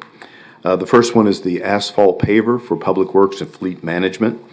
This recommendation is to accept the quote from Calder Brothers Corporation based on the HGAC buy contract, number SM 10-20, and that's in the amount of $226,901. Our final item is in the purchasing card program for the Division of Finance. This recommendation is to accept the proposal from J.P. Morgan Chase Bank, and that is to establish a contract for a period of 3 years with 2 one-year options to renew. I'll be happy to try to answer any questions you may have, and I recommend approval of both items. Okay, any questions? I don't see any. I'll make the motion to approve. Second. Been a motion and a second to approve as presented by Joe. No other comments. Madam Clerk, please call the roll. Commissioner Glasscock? Aye. Commissioner Dennis? Aye. Commissioner Howell? Aye. Commissioner Cruz? Aye. Chairman Meitzner? Aye. Thank you, Commissioners. Commissioner Dennis. Thank you, Mr. Chairman. I'd like to make a motion to add an off-agenda item to our agenda today to discuss Dr. Min's order. Okay. There's a motion and a second for an off-agenda item related to Dr. Min's recent order. Any other questions? Being none, Madam Clerk, please call the roll. Commissioner Glasscock? Aye. Commissioner Dennis? Aye. Commissioner Howell? Aye. Commissioner Cruz? Aye. Chairman Meitzner? Aye. Okay, we are now entering into an off-agenda item. I know Justin's available, but Commissioner Dennis, I'll let you take the lead to start with. Thank you. There are a couple items that we need to address based on the latest amendments to Dr. Min's order. I've talked to Justin, and he can kind of explain the legal portions behind these 2 changes. So I'd like to turn it over to Justin to begin with. Thank you. Sure. Commissioner Dennis and Chairman, I don't know if it might be more appropriate for me to first explain the changes to the order. Would that be amenable to you? All right. That'd be helpful. There are really probably 4 key changes. Again, Justin Wagoner, Assistant County Counselor. Yesterday, Dr. Min's issued a new order that would becomes effective tomorrow at 12:01 a.m. During the first of the changes would involve youth sports. During your meeting on November 24th, you had some questions about the provisions in there, pointed out some inconsistencies or potentially difficult to interpret parts of that order, and suggested that Dr. Min's might consider some amendments to the order. And he's done that. His new order does include some amendments. First off, youth sports would not, and this is the same as in his last order, would not include those events regulated by the Kansas State High School Activities Association. But they would no longer be considered as mass gatherings under the order, but would instead have alternative specific provisions added for facilities that are, would be outdoors, or that would have a single gym or playing area, for example, or court. There would still be 2 attendees per participant for those events. However, Dr. Min's had some heightened concerns about multi-court or multiple playing area facilities where there could be a large number of gatherings in close proximity to each other. And so as a result, his order clarifies that with those types of facilities, there would be 1 attendee per participant instead of 2, and then also half or less of the courts or areas would be utilized with the preference. There's language stating that essentially every other court, to the extent that's practicable, would be utilized. The idea of trying to keep those groupings of people away from each other is what he had in mind. Also, the order clarifies in both of those areas that participants and the attendees would need to leave the area once their game would be over, so they wouldn't have to, and again, to discourage the large gatherings of people in the same place. So that's the first change. The second would deal with public speaker mask exceptions. This exception would allow certain public speakers at religious institutions, weddings, funerals, and meetings of political and taxing subdivisions to not wear masks while actively speaking if the speaker be socially distanced from others, which means at least 6 feet away, or if a physical barrier would separate them from other people. The members of a governing body would be exempted from wearing masks, again, if socially distanced or if there's a physical barrier. Under the current order, or the order that I guess would end at the end of today, there are provisions in there about how there's an exemption for a mask if you're speaking to somebody who is hearing impaired. And when you're in public meetings, I think that's something we always want to make sure anybody who is hearing impaired can understand us. Obviously, masks can muffle your sound. But the idea is to clarify, make it clearer that speakers would be exempted from that requirement. and also as long as certain safety provisions are in place against social distancing or physical barrier. So that's the second change. The third change would deal with bona fide public protest activities. The language would clarify that bona fide public protest activities would be exempt from mass gathering provisions in the order. These bona fide public protest activities are defined in the order as being outdoors, being on public property, meaning property owned by a governmental entity, or else dedicated for public use, for example, like a sidewalk, and also would not extend to any activity outside of the public protest. The exception is drafted to ensure the ability for these protests to occur outdoors, where there's a lower risk of spread of COVID-19 as opposed to indoor gatherings. Also, the attendees would still be expected to comply with masking requirements and would be expected to socially distance as much as feasible. The language in the order would not permit a business or organization to merely classify an activity as a protest as a means of bypassing the application of other provisions of the order. That's part of the reason as to the public property. Also, traditionally, protests do occur on what would be defined as public property. That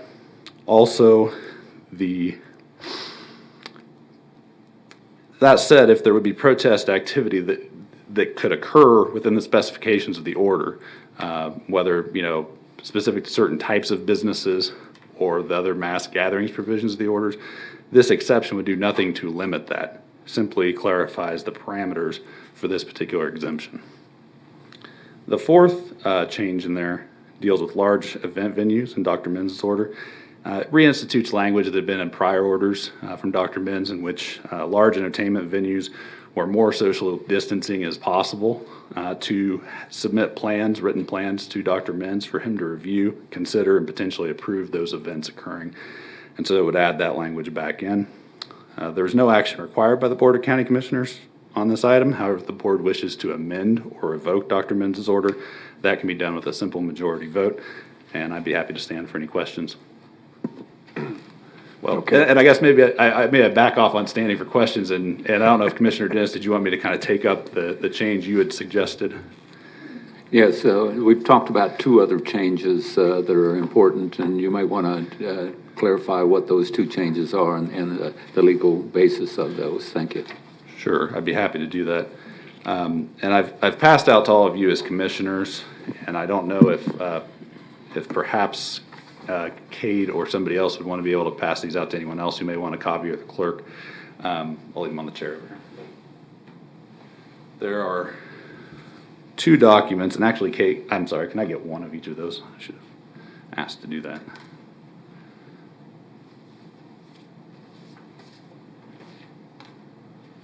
Thank you.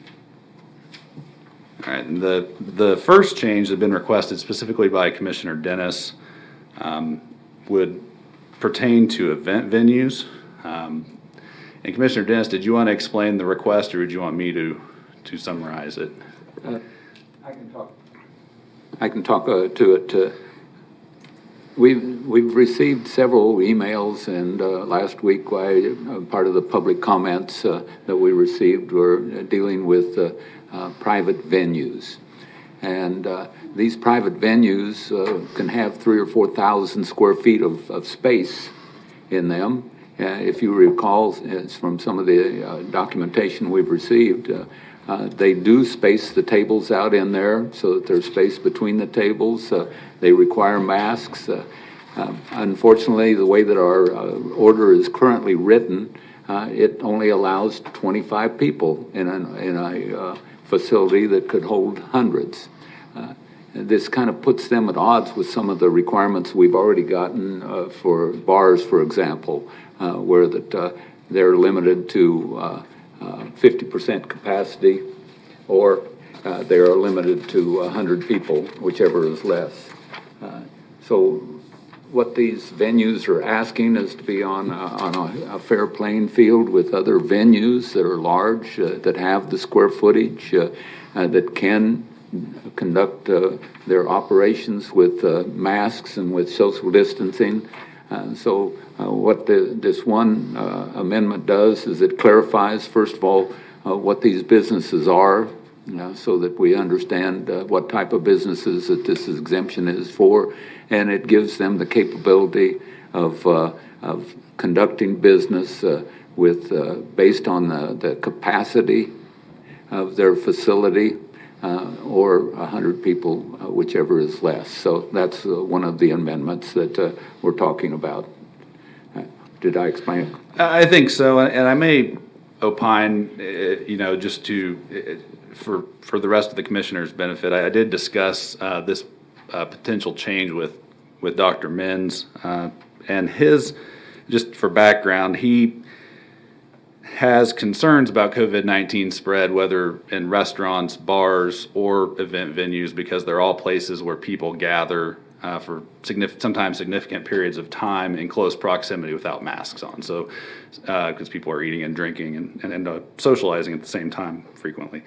And so, while, I think he recognized, and I think that it would depend on the bar or restaurant, and in particular, I'd probably focus in terms of what Commissioner Dennis is talking about with bars, and it would depend upon the patron there. Part of his thought process and why he was not comfortable with bumping that number up to 100 on the gathering piece for those venues is, at a bar oftentimes, and again, this is a generalization, and he recognized as much, people may go to a booth or table and sit with their friends or family, not necessarily mingle with all the other attendees at the bar. Again, that's a generalization. Sometimes people do a lot of mingling with people. It certainly depends on the bar, and it certainly depends on the person.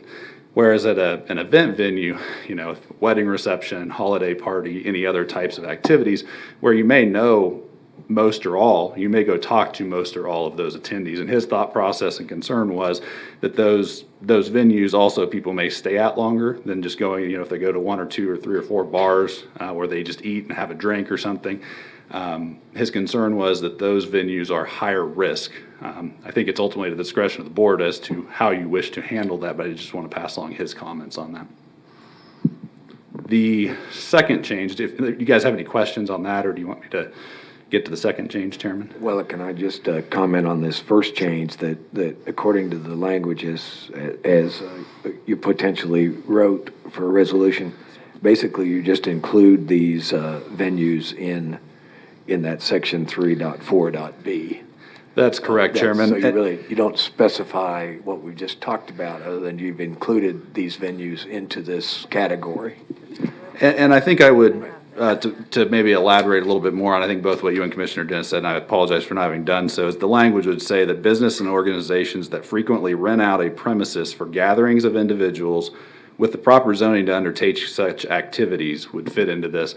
The reason that language has been added, for example, bars and restaurants licensed with the state or the city they're located in, the closest thing that I can think of that would apply to what Commissioner Dennis was requesting on this would be, our zoning code has what are called event centers. And so the language is similar in some ways to that event center language, because quite often, certainly in the Sedgwick County, City of Wichita zoning code, and I think probably in several others as well, when you have these types of facilities, you're expected to have a kind of a specific type of commercial zoning or event center zoning.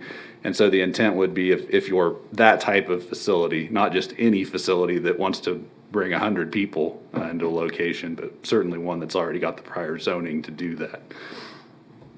Let's clarify that. Yep. And again, it would be raising from the mass gathering on those specific areas from 25 up to 100, or 50% of capacity, whatever's less. That's correct, Chairman. Okay. Chairman, are you ready for me to discuss the other item? Okay. Did you want to opine on that, or did you want me to describe it? I can give a briefest of background, if that'll help, and then you can fill in the blanks. Part of the new order separated out single court and then multi-court facilities.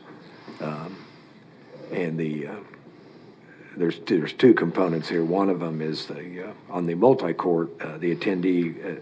The intent of the order is to reduce maximum of one attendee per participant, and I struggled with that mightily based on a lot of reasons, but KSHSAA, even the high schools, just recently most of the places around the state are going with 2 attendees per participant, and I know that some of these venues have been operating that way for a couple weeks now, 2 attendees per participant. It's not most ideal, especially for those who have multiple family members that would like to attend, but it's better than no attendees, which is some states outside ours have gone to those kind of things. So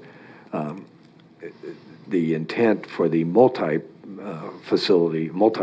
facilities, I would like to, I think it would be better that we draw consistent with what KSHSAA just did and others to raise that from 1 back to 2, consistent with the single court. That's the first of 2 items. The second item kind of limited the size of these multi-court facilities, even to the point of maybe every other court. And I think the intent is just to assure smooth and smaller, well, I use the word gatherings, but the intent is to keep attendance spaced and in these large, sometimes cavernous venues that are there. I think the intent could clearly be kept consistent with Dr. Min's order if we would just replace that taking it from a half in every other court, just to ensure that no player or spectator on any court is within 6 feet of the other court, of the other player or spectator. Again, if they have 2 spectators per player and they're at one court, they are no way to be within 6 feet of the adjacent court or any other common area or anything else that has people in it. The other parts, I agree, moving events and games in and out, and when the game's over, you're done and out. When the game's ready to start, it's when you come in, things like that. So a little bit of a long explanation, sorry, but there's 2 items. So the 2-person and then the changing the language to 6 feet within one another. And Chairman, I don't have anything to add on that. I think that was a very comprehensive summary on that. I would add, since I added comments that Dr. Min's had on the other suggested change, that I haven't had a chance to follow up with Dr. Min's on that to see if he has an opinion one way or another on those changes. But that's certainly something, if the board wants to inquire further, they could in the future.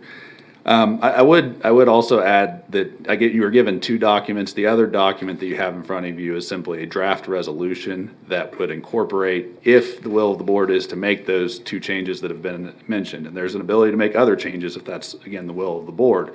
So it's not just limited to those 2 changes if you'd see fit to do that. But it would, if there were 3 or more of you who wanted to do that, that resolution is drafted and could be approved to effectuate those changes. Okay. Oh, Commissioner Cruz. Thank you. So we're talking about youth sports, but are we talking about recreational sports?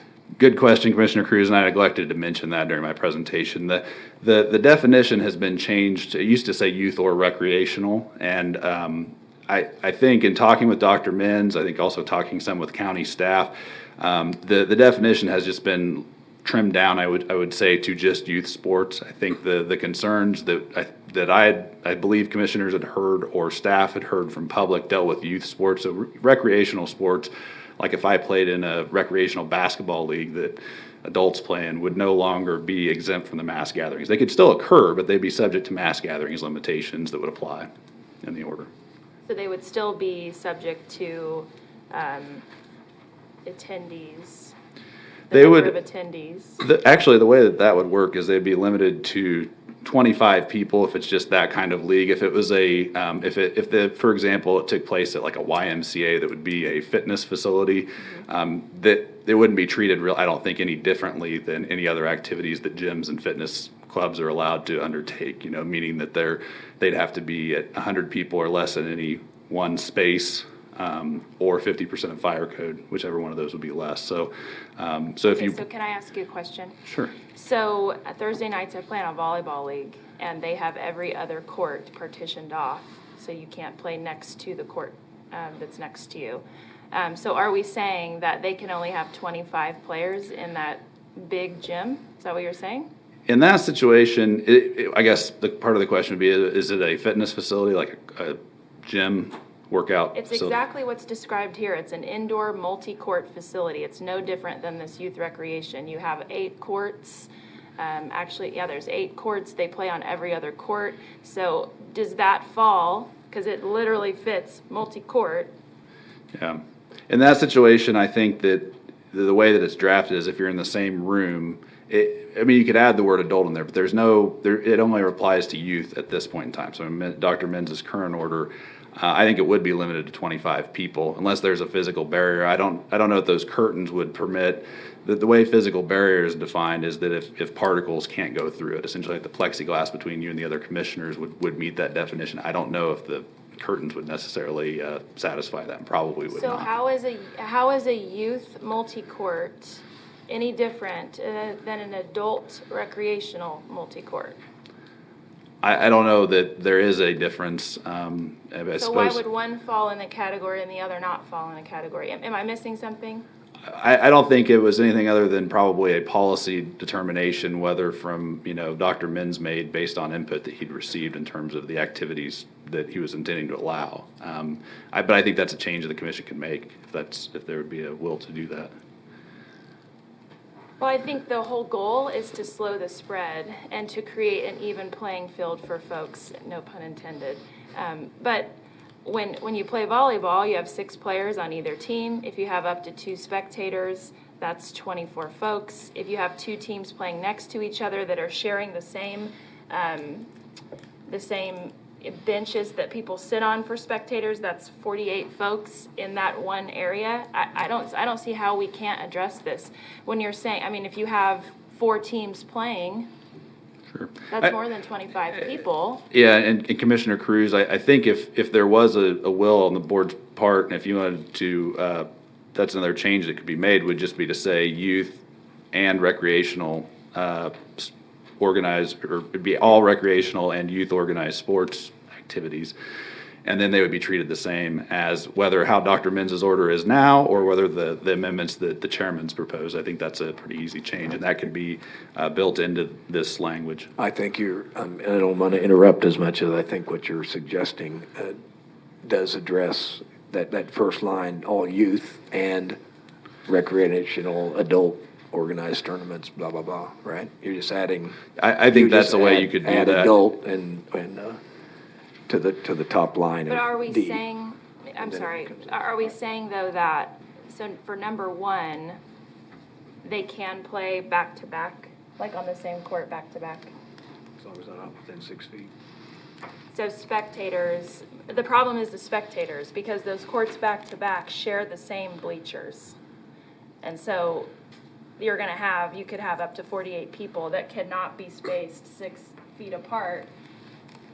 I guess that's where I'm saying, if we really Sure. want to slow this spread, is allowing 2 spectators per sport really the best course of action? Yeah, and I think that's ultimately up to you and the other commissioners. I think that is the concern that Dr. Men's had in terms of why he wanted to do the every other court situation is kind of the bleacher situation, the attendee situation you talked about. I think the language that the chairman has suggested would still require people to have the social distancing and police that on their own, and then also the facility to ensure that people would socially distance from one another at least 6 feet apart. So I think that's certainly up to the will of the board as well. The amendment as we're written up does say that the blue highlight are within, are no playing areas within 6 feet of one another. I understand that, but when you have, I guess I'm not making myself clear, or maybe I'm not understanding this. So when you have 2 teams that are playing, you could have up to 48 spectators.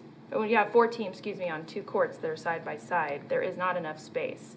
So who decides who gets to be where? I think that the idea is to stop the spread. I don't know that allowing 2 spectators is really the best course of action. So if we're going to be voting on this, I would like to take the 2 amendments that you guys are proposing separately. First one is, I believe, what was the first one? Someone help me out. Venues and this spectators. So I would like to take those separately if we're going to be voting on them. And I don't want to bundle this together if that's appropriate. Commissioner Glasscock? Yeah, I have a quick question. So when it says bona fide public protest activity, who's the arbitrator of that? I know that there's a definition here, but the definition is bona fide is real, so who is the determination of what's a real protest activity versus a non-real protest activity? I think that's a good question. And first, I'll start by answering. I think you're right, Commissioner Glasscock. It is a term of art, and just for the benefit of the public who's listening, bona fide public protest activities means any in-person public protest activity that occurs outdoors on public property and does not extend to any other activity outside the scope of such in-person public protest. In terms of a determination of who would arbitrate that, I suppose, is, as you're aware, the county has passed a resolution that would make if somebody, for example, would violate a local health officer order, that there's a resolution that could make that a county code violation. And so if the county would receive a complaint on that, then it would be up to, there is such a thing, in this case, I think it could be prosecutorial discretion of an attorney in the county counselor's office. I think there would be a large amount of deference towards First Amendment expression. I think that's something that's very important to the county counselor's office. I think that's something that's important to all of you as commissioners. And so I don't think that would be, I think that would be construed fairly liberally. I hope does that answer your question? I mean, that's my concern, is just when government starts defining what's actual public protest versus non-public protest, I think we're getting in murky waters. So. And I think I would clarify that the aim in that is to give some sort of parameters if the protest is to happen. And it's also been, one of the concerns was you didn't have the exception swallow the rule. If you just said, well, you can get together and protest, then, any single act, you could essentially nullify the order entirely by just saying, well, I'm having a protest, I'm going to have 500 people over all close together protesting at a business and really just be conducting business activity. And as a public health measure, that's something that would concern Dr. Menz. I think why it's been drafted this way. And I think that, as I noted before, most public protests are public. They happen in, whether it's at courthouses, city hall, Century 2, those types of locations. All of those locations would fit into the definition of how public property is ordered in this order. So. Thank you for the clarification. Commissioner Howell? Thank you, Mr. Chairman. I really liked the discussion this morning. Thank you for helping us with this. Well, thank you. I have a couple of questions. I guess maybe a comment or a question here, but with the issue of going from 1 to 2, is it intended that these are people who live together or reside together, or it could be people who are just maybe even strangers to each other? It could be two people that come together and say that they're to support the same player. Is there any connotation in terms of? Commissioner Howell, I can't recall Dr. Menz specifying that in any discussions with him. I think it was more aimed at reducing the numbers, controlling the numbers, so that you wouldn't have too many people showing up to this. And then, how do you manage if, I think it's not uncommon that if youth, especially youth activity or even recreational sports activities, you may have a lot more than just one or two people come, and then very quickly that can become a large gathering of people who don't have much room to sit away from each other and socially distance. So I think that was the intent. Does CASHA have a connotation regarding people who, is there a requirement they would reside together in the way the CASHA's interpreted that? I haven't read the actual legal documents or whatever they may have passed, but in the news story that I saw, I think it was summarized as two parents. I don't know if it was parents and guardians or if they had to live there, but I in the story I saw said parents. I don't know if any of the other commissioners or Tom or anyone has any insight on that, but I think it was specified more towards parents or guardians. So to the comment that Commissioner Cruz made earlier, I would agree with her that it seems that if someone, let's say, is a single parent, has several children, that if they were going to go and watch one of their kids participate in one of these types of situations, that they would be able to keep their family members with them. The number, whether it be 1 or 2 or another number, to me is really not the point here. The point is that we're trying to minimize the risk, and it's reasonable that people who reside together would be able to sit together at one of these events. But the next group of people who are there to support somebody else should be 6 feet away. To me, that's the intent of what we're trying to do here. About the way this is currently worded, it looks to me like it could be two strangers that would sit next to each other. So I don't know that I agree with the intent of what we're trying to do here, and I'll support the motion when it's made, but I would rather some better language that would simply, describe, if you will, the intent is people who reside together should be allowed to sit together. That's what I would prefer. And I may clarify just slightly. At these youth sports activities it's currently drafted, the social distancing provisions of the order would still apply. And so if you reside together, you don't have to be socially distanced by 6 feet. If you would not reside together, you would need to be socially distanced by 6 feet. So, but I understand the point I think you're making also is that you could have a family of 6 people who come together, and because they all live together, they're not going to take up as much square footage not that much more square footage than maybe 2 of them would, just because they're all going to be able to sit close to one another. I think that's part of your point. The second point I would make is, some of these facilities are very, very large. Again, I know there's been some discussion about the Stryker Sports Complex specifically, and I don't know the size of that facility, but someone, I think, mentioned 150,000 square feet. I have no idea if that's even close. I couldn't tell you.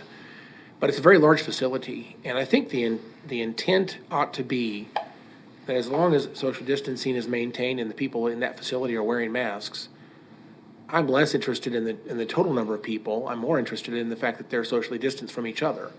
Because if you have someone sitting in one seat and someone 100 feet away is sitting in the same room, and they're both wearing masks, I'm less concerned about that situation than I would be if there was 25 people sitting very close to each other. And to me, the number is really not the important. The absolute number is not the absolute. It's not the important aspect of this. It's the issue of social distancing.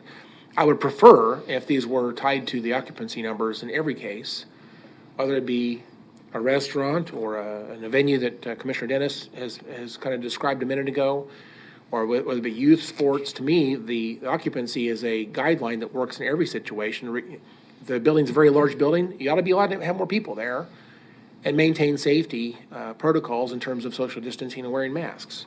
So, again, I think both of these amendments, as they were described, are steps in the right direction, but I wish that we could simplify the language. Again, there's a number of other things about this order I don't like. I think there's things we could do to make this better in other places as well. But if we're going to make changes, I would prefer to refer to these groupings as people who reside together rather than pick a number of 1 or 2. And I think the issue of 25 people or 100 people, it doesn't really make sense in some of these other venues. We don't even have, correct me if I'm wrong, but the large retail stores are held to 50%. That's correct. And so there's not a person gathering limit at a retail store, but yet we do have it at a sports complex. And I would tell you that I don't see there's a huge difference in those types of venues. And so what I don't like about this is we're treating different venues with different rules. And I think that's problematic. If we're trying to be fair and equitable to all entities out there, we should treat them fairly. I think the issue, if we were to use 50% of the occupancy of what they're rated in the fire code, that to me makes a lot of sense. And it's a great way to do this going forward in every situation. I think we can actually improve what's even presented as amendments to this health order. Thank you, Chairman. Commissioner Cruz? Thank you, Chairman. As you were speaking, Commissioner Howe, I just kind of went back through my emails, and youth sports was a hot topic. I mean, we all received a lot of emails. And I'm just going to read one because this is really the gist of what the majority of parents said and expressed in their concerns to us. It says, I'm writing to you today to express the importance of youth sports during the coronavirus. It is so important for these kids to be able to play and participate in sports and other activities. Long-term isolation is not good for the body, mind, and soul. Please allow our children and grandchildren to be able to participate in sports during the 2020-2021 winter season. Sincerely, they sign their name. Not one time does this person say, please allow me to watch my child or grandchild play this sport. They have asked for children to play the sports. I would say that if I were to look at the rest of these, and I've just peered through about 5 right now, not one time does any parent or grandparent say, please allow me to watch my child play sports. It is always focused on the child playing the sport. That is what we're trying to do. That is what we should be focusing on. I think we're focusing on spectators. Yes, we all want to watch our children play the sport that they love. But right now we have technology that will allow us to do that. And so I think really the goal of this is to slow the spread of this virus that is so rampant in our community, filling our hospital systems. And it's important for us to really understand what the meat and potatoes of this order is trying to do. And so again, I think it's important we understand why let's have youth sports continue. And I'm 100% in agreement with that. But the ability for people to go watch, I don't know, is of at most important, especially through the hundreds of emails that we received. Not one of them mentioned allowing them to watch their child play. Now, don't mince my words. I do think that is important, and I don't want to say that I don't want to allow folks to watch their children play, but I think it's important what we're trying to do. The other thing is when we talk about 1 and 2, the distinctions that were made earlier, trying to clarify this for me. Number 1 says indoor single court and single playing area rooms. I'm talking about the YMCA that has multi-courts. I think it's important we make sure that there are multiple courts being utilized. I think the Y has done a really great job so far as to making the courts every other court. I know when I play volleyball, there are teams who don't switch courts and switch the side of the court because of for whatever reason. But I'd like to make sure that we understand that there are multi-courts for recreational sports. And I think if we're just talking youth organized, I'd like for the multi-court to be included with recreational sports as well. So that's a change that I think we need to make, because this isn't just single sports or single courts for recreational sports. I think that change could be made pretty easily, Commissioner Cruz. Okay. Okay, and thank you for your comments, Commissioner. I'm going back in time myself. When this was first discussed about 0 attendees, there was extreme concern. If you recall, we went about different ages, and then these venues would become care centers because there's they have to have a person or an adult. Injuries, remember we've talked about various ages. You have 15-year-olds in the same venue with 8-year-olds and basically it was a supervision assistance as much, and not put the burden of that.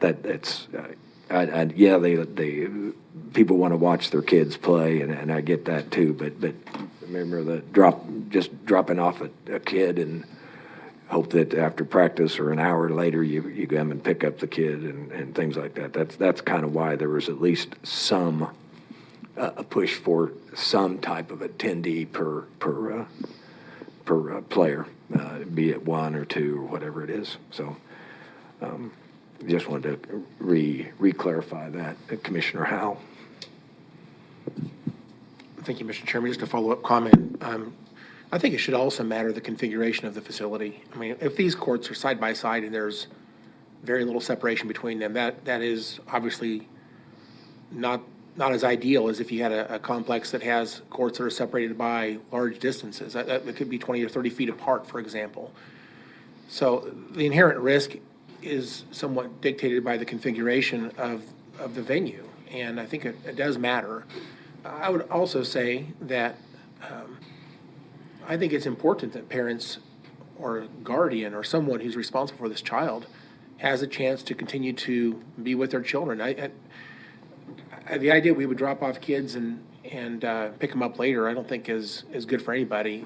These venues are not intended to be child care. They're intended to provide an opportunity for children, but the children really, the safety and security of those children really it continues to be the responsibility of the parents and guardians of those children, and I would not drop off my child and expect someone else to necessarily take care of that situation. I would want to be a part of that and take on my responsibility all the time. So I think it's important that we do allow some spectators, and the right number, that we can debate that all day long, but I do think it's important that parents or someone, a guardian of those children, have a right to be in the room when their children are doing this activity. Because it can't be handed over to someone else to have that responsibility. I think if we want to stand by the safety and security of these children, we have to allow parents and guardians to have that opportunity. Thank you. Okay, Commissioner Dennis? Thank you, Mr. Chairman. And I acknowledge the fact that we got an awful lot of emails back at the point in time when maybe there weren't going to be youth sports, and the hue and cry was let them play. After that happened, if you look at what happened with Keisha yesterday, the hue and cry changed from let them play to let us watch. And as a result of that, Keisha changed for the school districts to allow two participants to be able to observe the game. I would hate for us to have one set of standards for Keisha and for schools and another set of standards for all of the youth recreational sports. So I think it's we need to be on the same page with those, and I would support exactly what has been put forth so far, and with the change to add recreational organized sports. Thank you, Mr. Chairman. Okay. Thank you, everybody. I don't see any other comments. Commissioner Dennis, do you want to make a motion to approve with that recreational, the added word of the recreational adult in that first line of add it to the youth organized sports? We're just clarification, Mr. Chairman. Out of deference to Commissioner Cruz, she has to split the two. Okay. And I have no problem with voting on one, but I want to make sure that we always listen to what commissioners' needs are. Okay. So you would make a motion on? I make a motion that we adopt the portion of the resolution as drafted for venues, and then we can come back and take a look at the other portion in a minute. Second that. Been a motion and a second to, on the gathering order related to those venues. This, again, reminder that it would go from 25 people to 100 or 50% capacity, whichever is less. So motion and a second on that. Any other comment? Being none, Madam Clerk, please call the roll. Commissioner Glasscock? Aye. Commissioner Dennis? Aye. Commissioner Howell? Aye. Commissioner Cruz? Aye. Chairman Meitzner? Aye. Okay, then I'll go ahead and make a motion on the second portion, which is the wording as provided, adding at the very first, all youth, adding the word and adult recreational organized sports. Second. It's been a motion and a second. Any other comments? Being none, Madam Clerk, call the roll. Commissioner Glasscock? Aye. Commissioner Dennis? Aye. Commissioner Howell? Aye. Commissioner Cruz? Aye. Chairman Meitzner? Aye. Okay. And I would look to County Councilor. I don't believe, I think I can amend the resolution to reflect the vote that you took. I don't think there's any need to separately vote on the resolution. Would you agree with that, Mike? No, hold on. So I'm sorry. Hold on just a second. Sorry. So we just voted to add recreational to this. We didn't vote on the number of of participants. We voted, the motion was to add recreational to the language. That's what we just voted on. So we would need an additional motion to vote on the gathering limits, because you didn't specify which. Okay, I'll make another motion to correct Section D, Item 2, on the multi-court area from 1 attendee to 2, and to make the adjusted language as long as they are, any spectators or players are not within 6 feet of one another. Second. There's a motion and a second. Other comments? Being none, Madam Clerk, please call the roll. Commissioner Glasscock? Aye. Commissioner Dennis? Aye. Commissioner Howell? Aye. Commissioner Cruz? No. Chairman Meitzner? Aye. Okay, motion carries. So you did pass out a draft resolution. Certainly, I would think at this point, and I, again, would defer to Mike's comments, I would think that resolution with the change on the second motion that you had could be approved, or maybe it might be cleanest to just vote on the whole resolution with that slight amendment. Mike, what would you Let's vote on the entire resolution as you've prepared it with the amendments, if that's okay, Mr. Chairman. All right, so to pick up on that, the change that Commissioner Meitzner made on the second motion would be made within what is section 3 of the draft resolution to say all youth and adult recreational sports, anywhere that's used within the resolution and in the order. But the resolution draft that's in front of you, that tweak should accomplish the aims of all 3 of the motions that passed. Let me know if you have any questions on that, though. Okay, thank you. Thanks for clarifying that, and thanks for the recommendation, Mike, for us to adopt the resolution which incorporates what we've been discussing. So I'll make a motion to adopt the resolution as presented to us with the change that we've discussed, adding the word adult and recreational to that section 3, item D, first line. Second. Okay, there's a motion and a second. Okay, Commissioner Cruz? So we had 3 motions. The first one was venues, the second one's adding recreational to the language, and the third was the gathering, or the participant number. That's correct. So now we're voting on the whole thing? The whole thing, and with a slight amendment that the chairman just noted to the resolution draft that you've received. Just so that, and I think Mike's preference was, because this action would be taken by resolution to amend Dr. Menz's order. Just to be crystal clear as to what the item is. I realize it's a little confusing because you voted on each of the sub-issues. Perhaps it's akin to the legislative platform. I don't know if it would be easiest to... Just a second. Mike Papoon, County Councilor. I think we're almost going to have to draft 2 separate resolutions to accomplish what Commissioner Cruz wants to do, because I think she wants to vote on the one resolution and wants to oppose the other resolution. So I don't know how we can have it in one resolution without her supporting something she doesn't want to support or not supporting something she doesn't want to support. So I think we can bifurcate these in 2 separate resolutions, one with section 1 in it with any changes and one with section 2 in it with any changes, and vote on these 2 resolutions separately. That's well.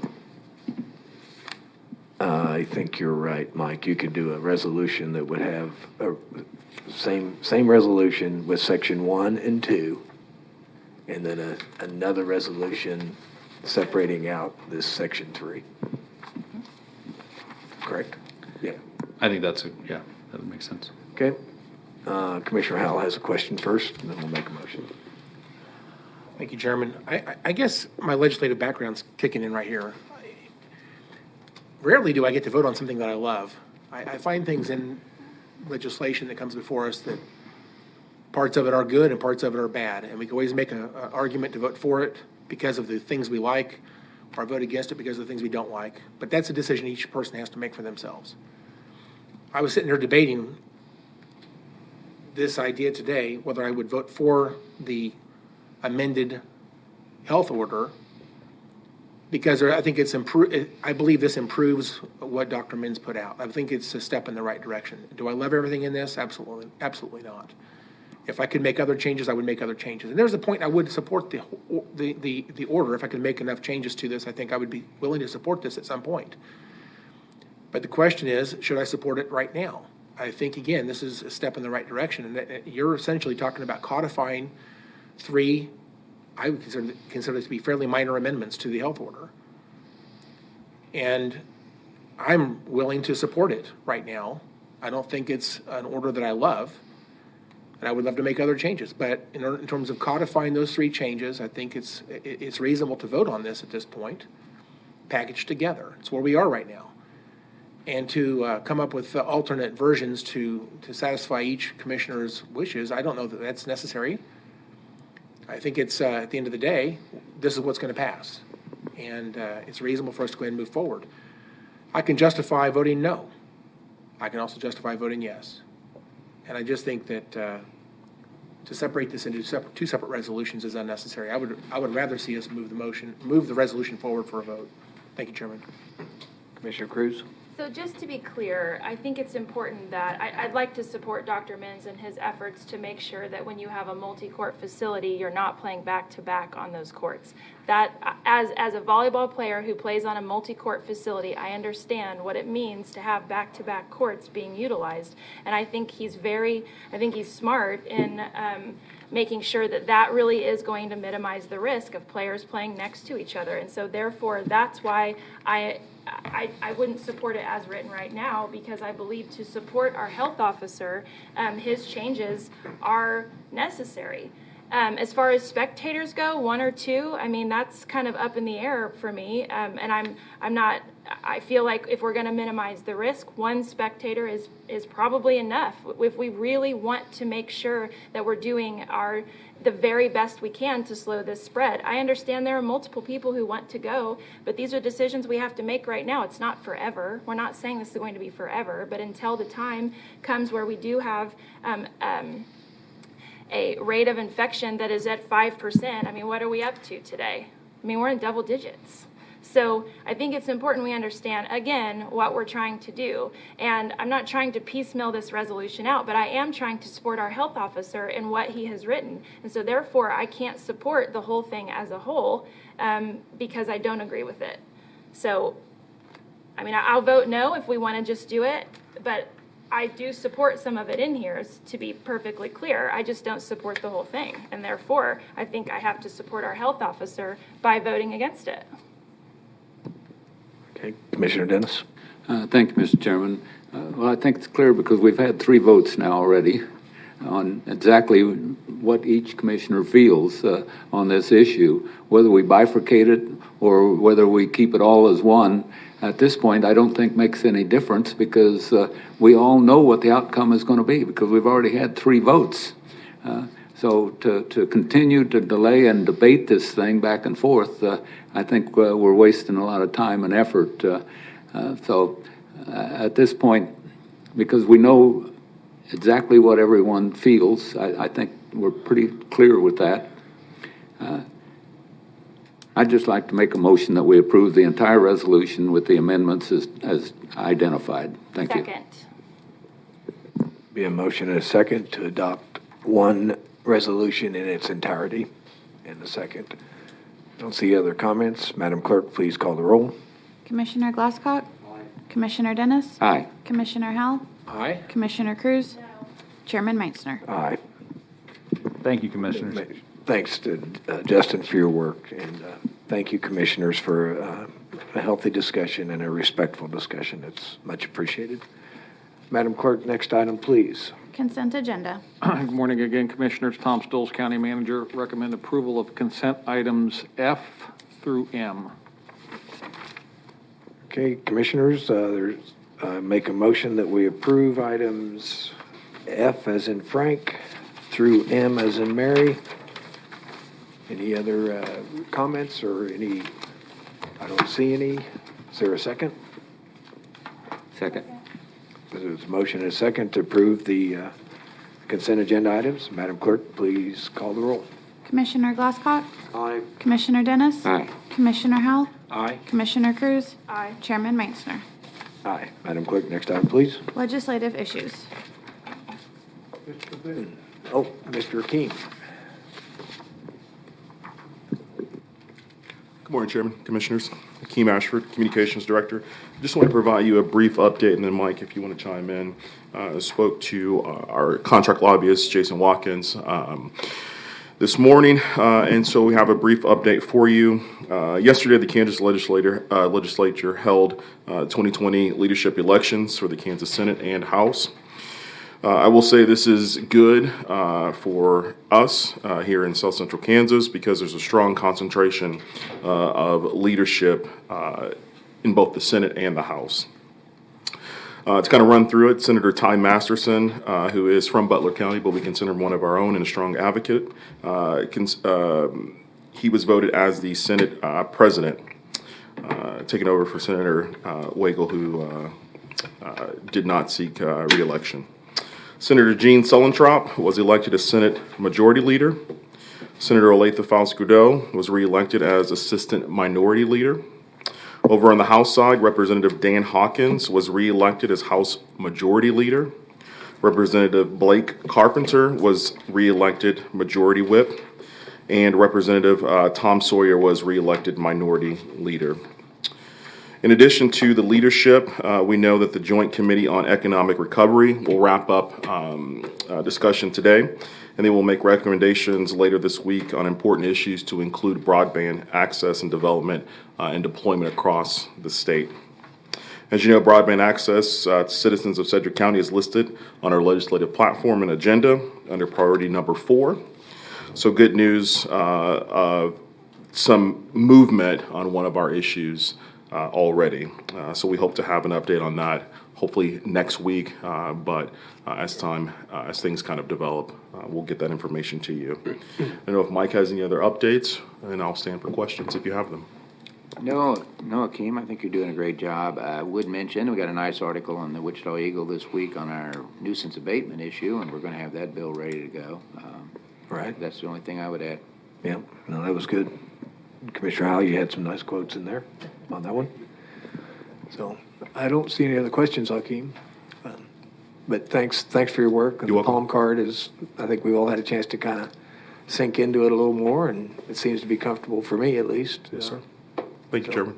And I'm eager to make sure that between the chamber and the city, we don't have any conflict. So if you can keep talking to Jim over there and whoever at the chamber, let's just make sure we're good. Yes, sir. As a group. Thank you. Okay. Oh, Commissioner Dennis, sorry about that. Other.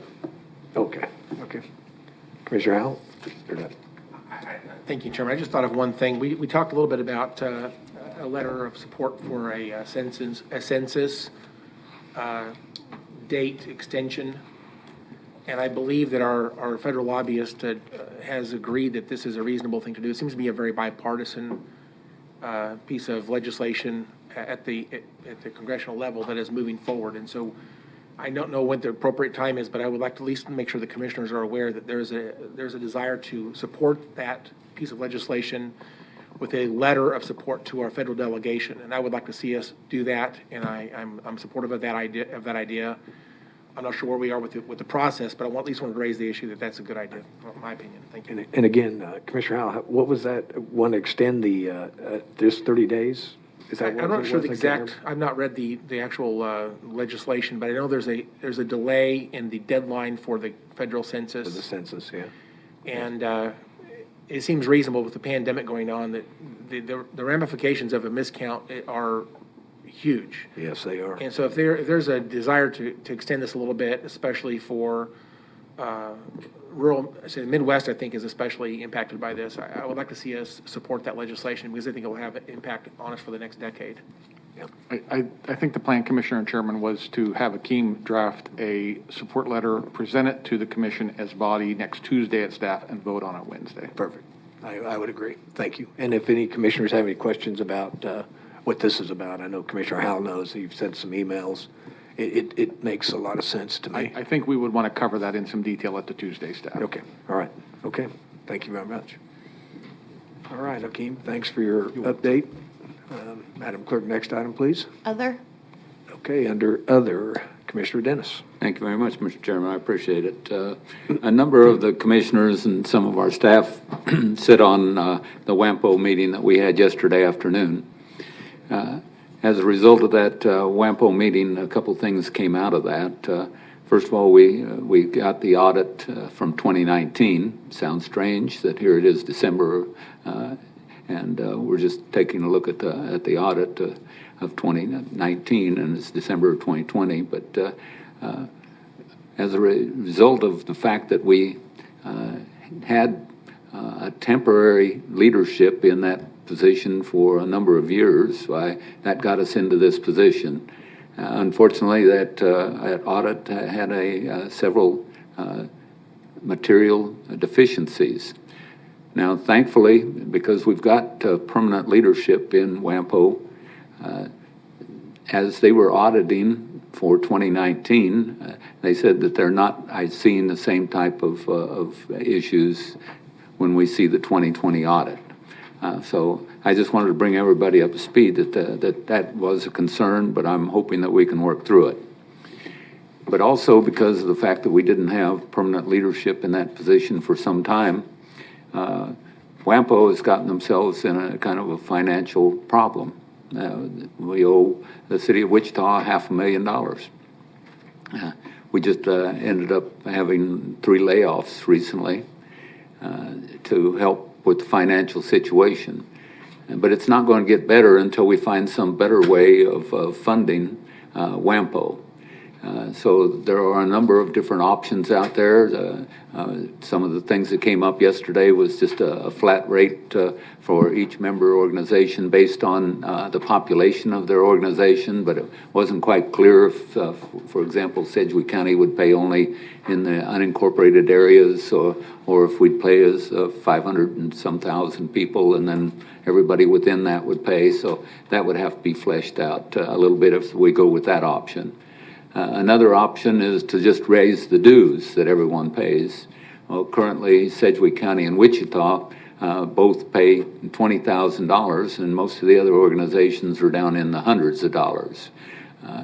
And is that fair to Wichita and Sedgwick County when Wichita is already floating them a $500,000 loan, and Sedgwick County provides all of the facilities, all the equipment, all of the tech support, everything that WAMPO uses is provided free of charge by Sedgwick County. So is that fair? So another option was to increase the tip fees that different organizations pay based on projects that come into their areas.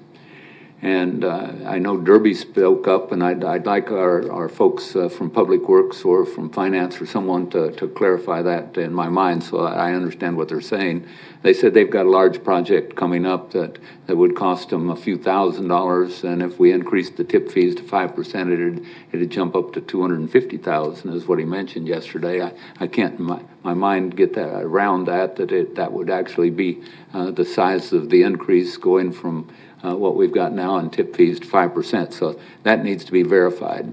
But the bottom line, why I'm bringing this all up to everyone with the staff here and with the commissioners in the meeting today, is that we all got homework from WAMPO. It is to come back with our suggestions at the next meeting to figure out how to finance WAMPO. Because where we're at right now, if everything stays the same, they get about $200,000 a year from all of the different fees and from the membership dues, which puts them about $300,000 a year short of what it takes to operate, and we can't even pay back the $500,000 loan that we owe to the city of Wichita. So the bottom line is that something has to be done.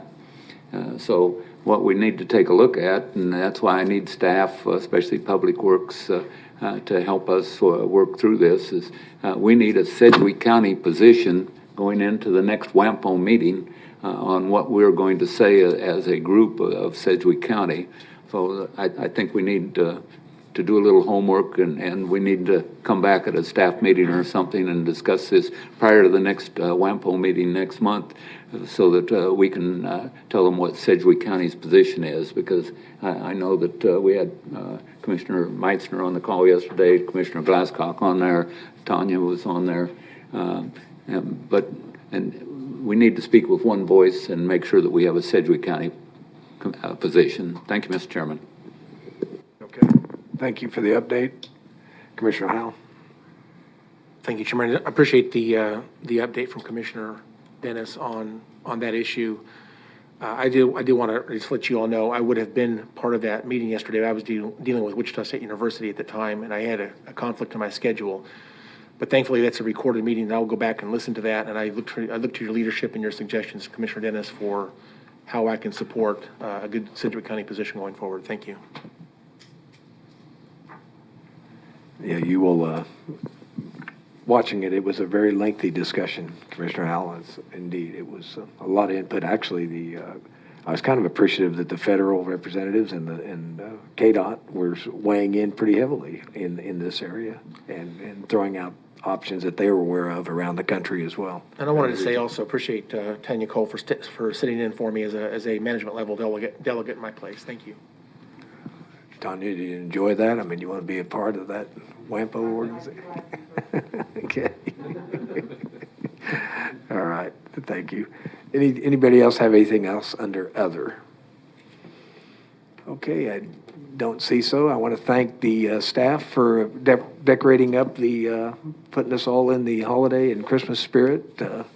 It felt a little awkward to first sit down and get further closed in, but it's all good. And thank you, staff, for the decorations. And let's try to have a safe holiday month and Christmas season coming up. With that, we will stand adjourned.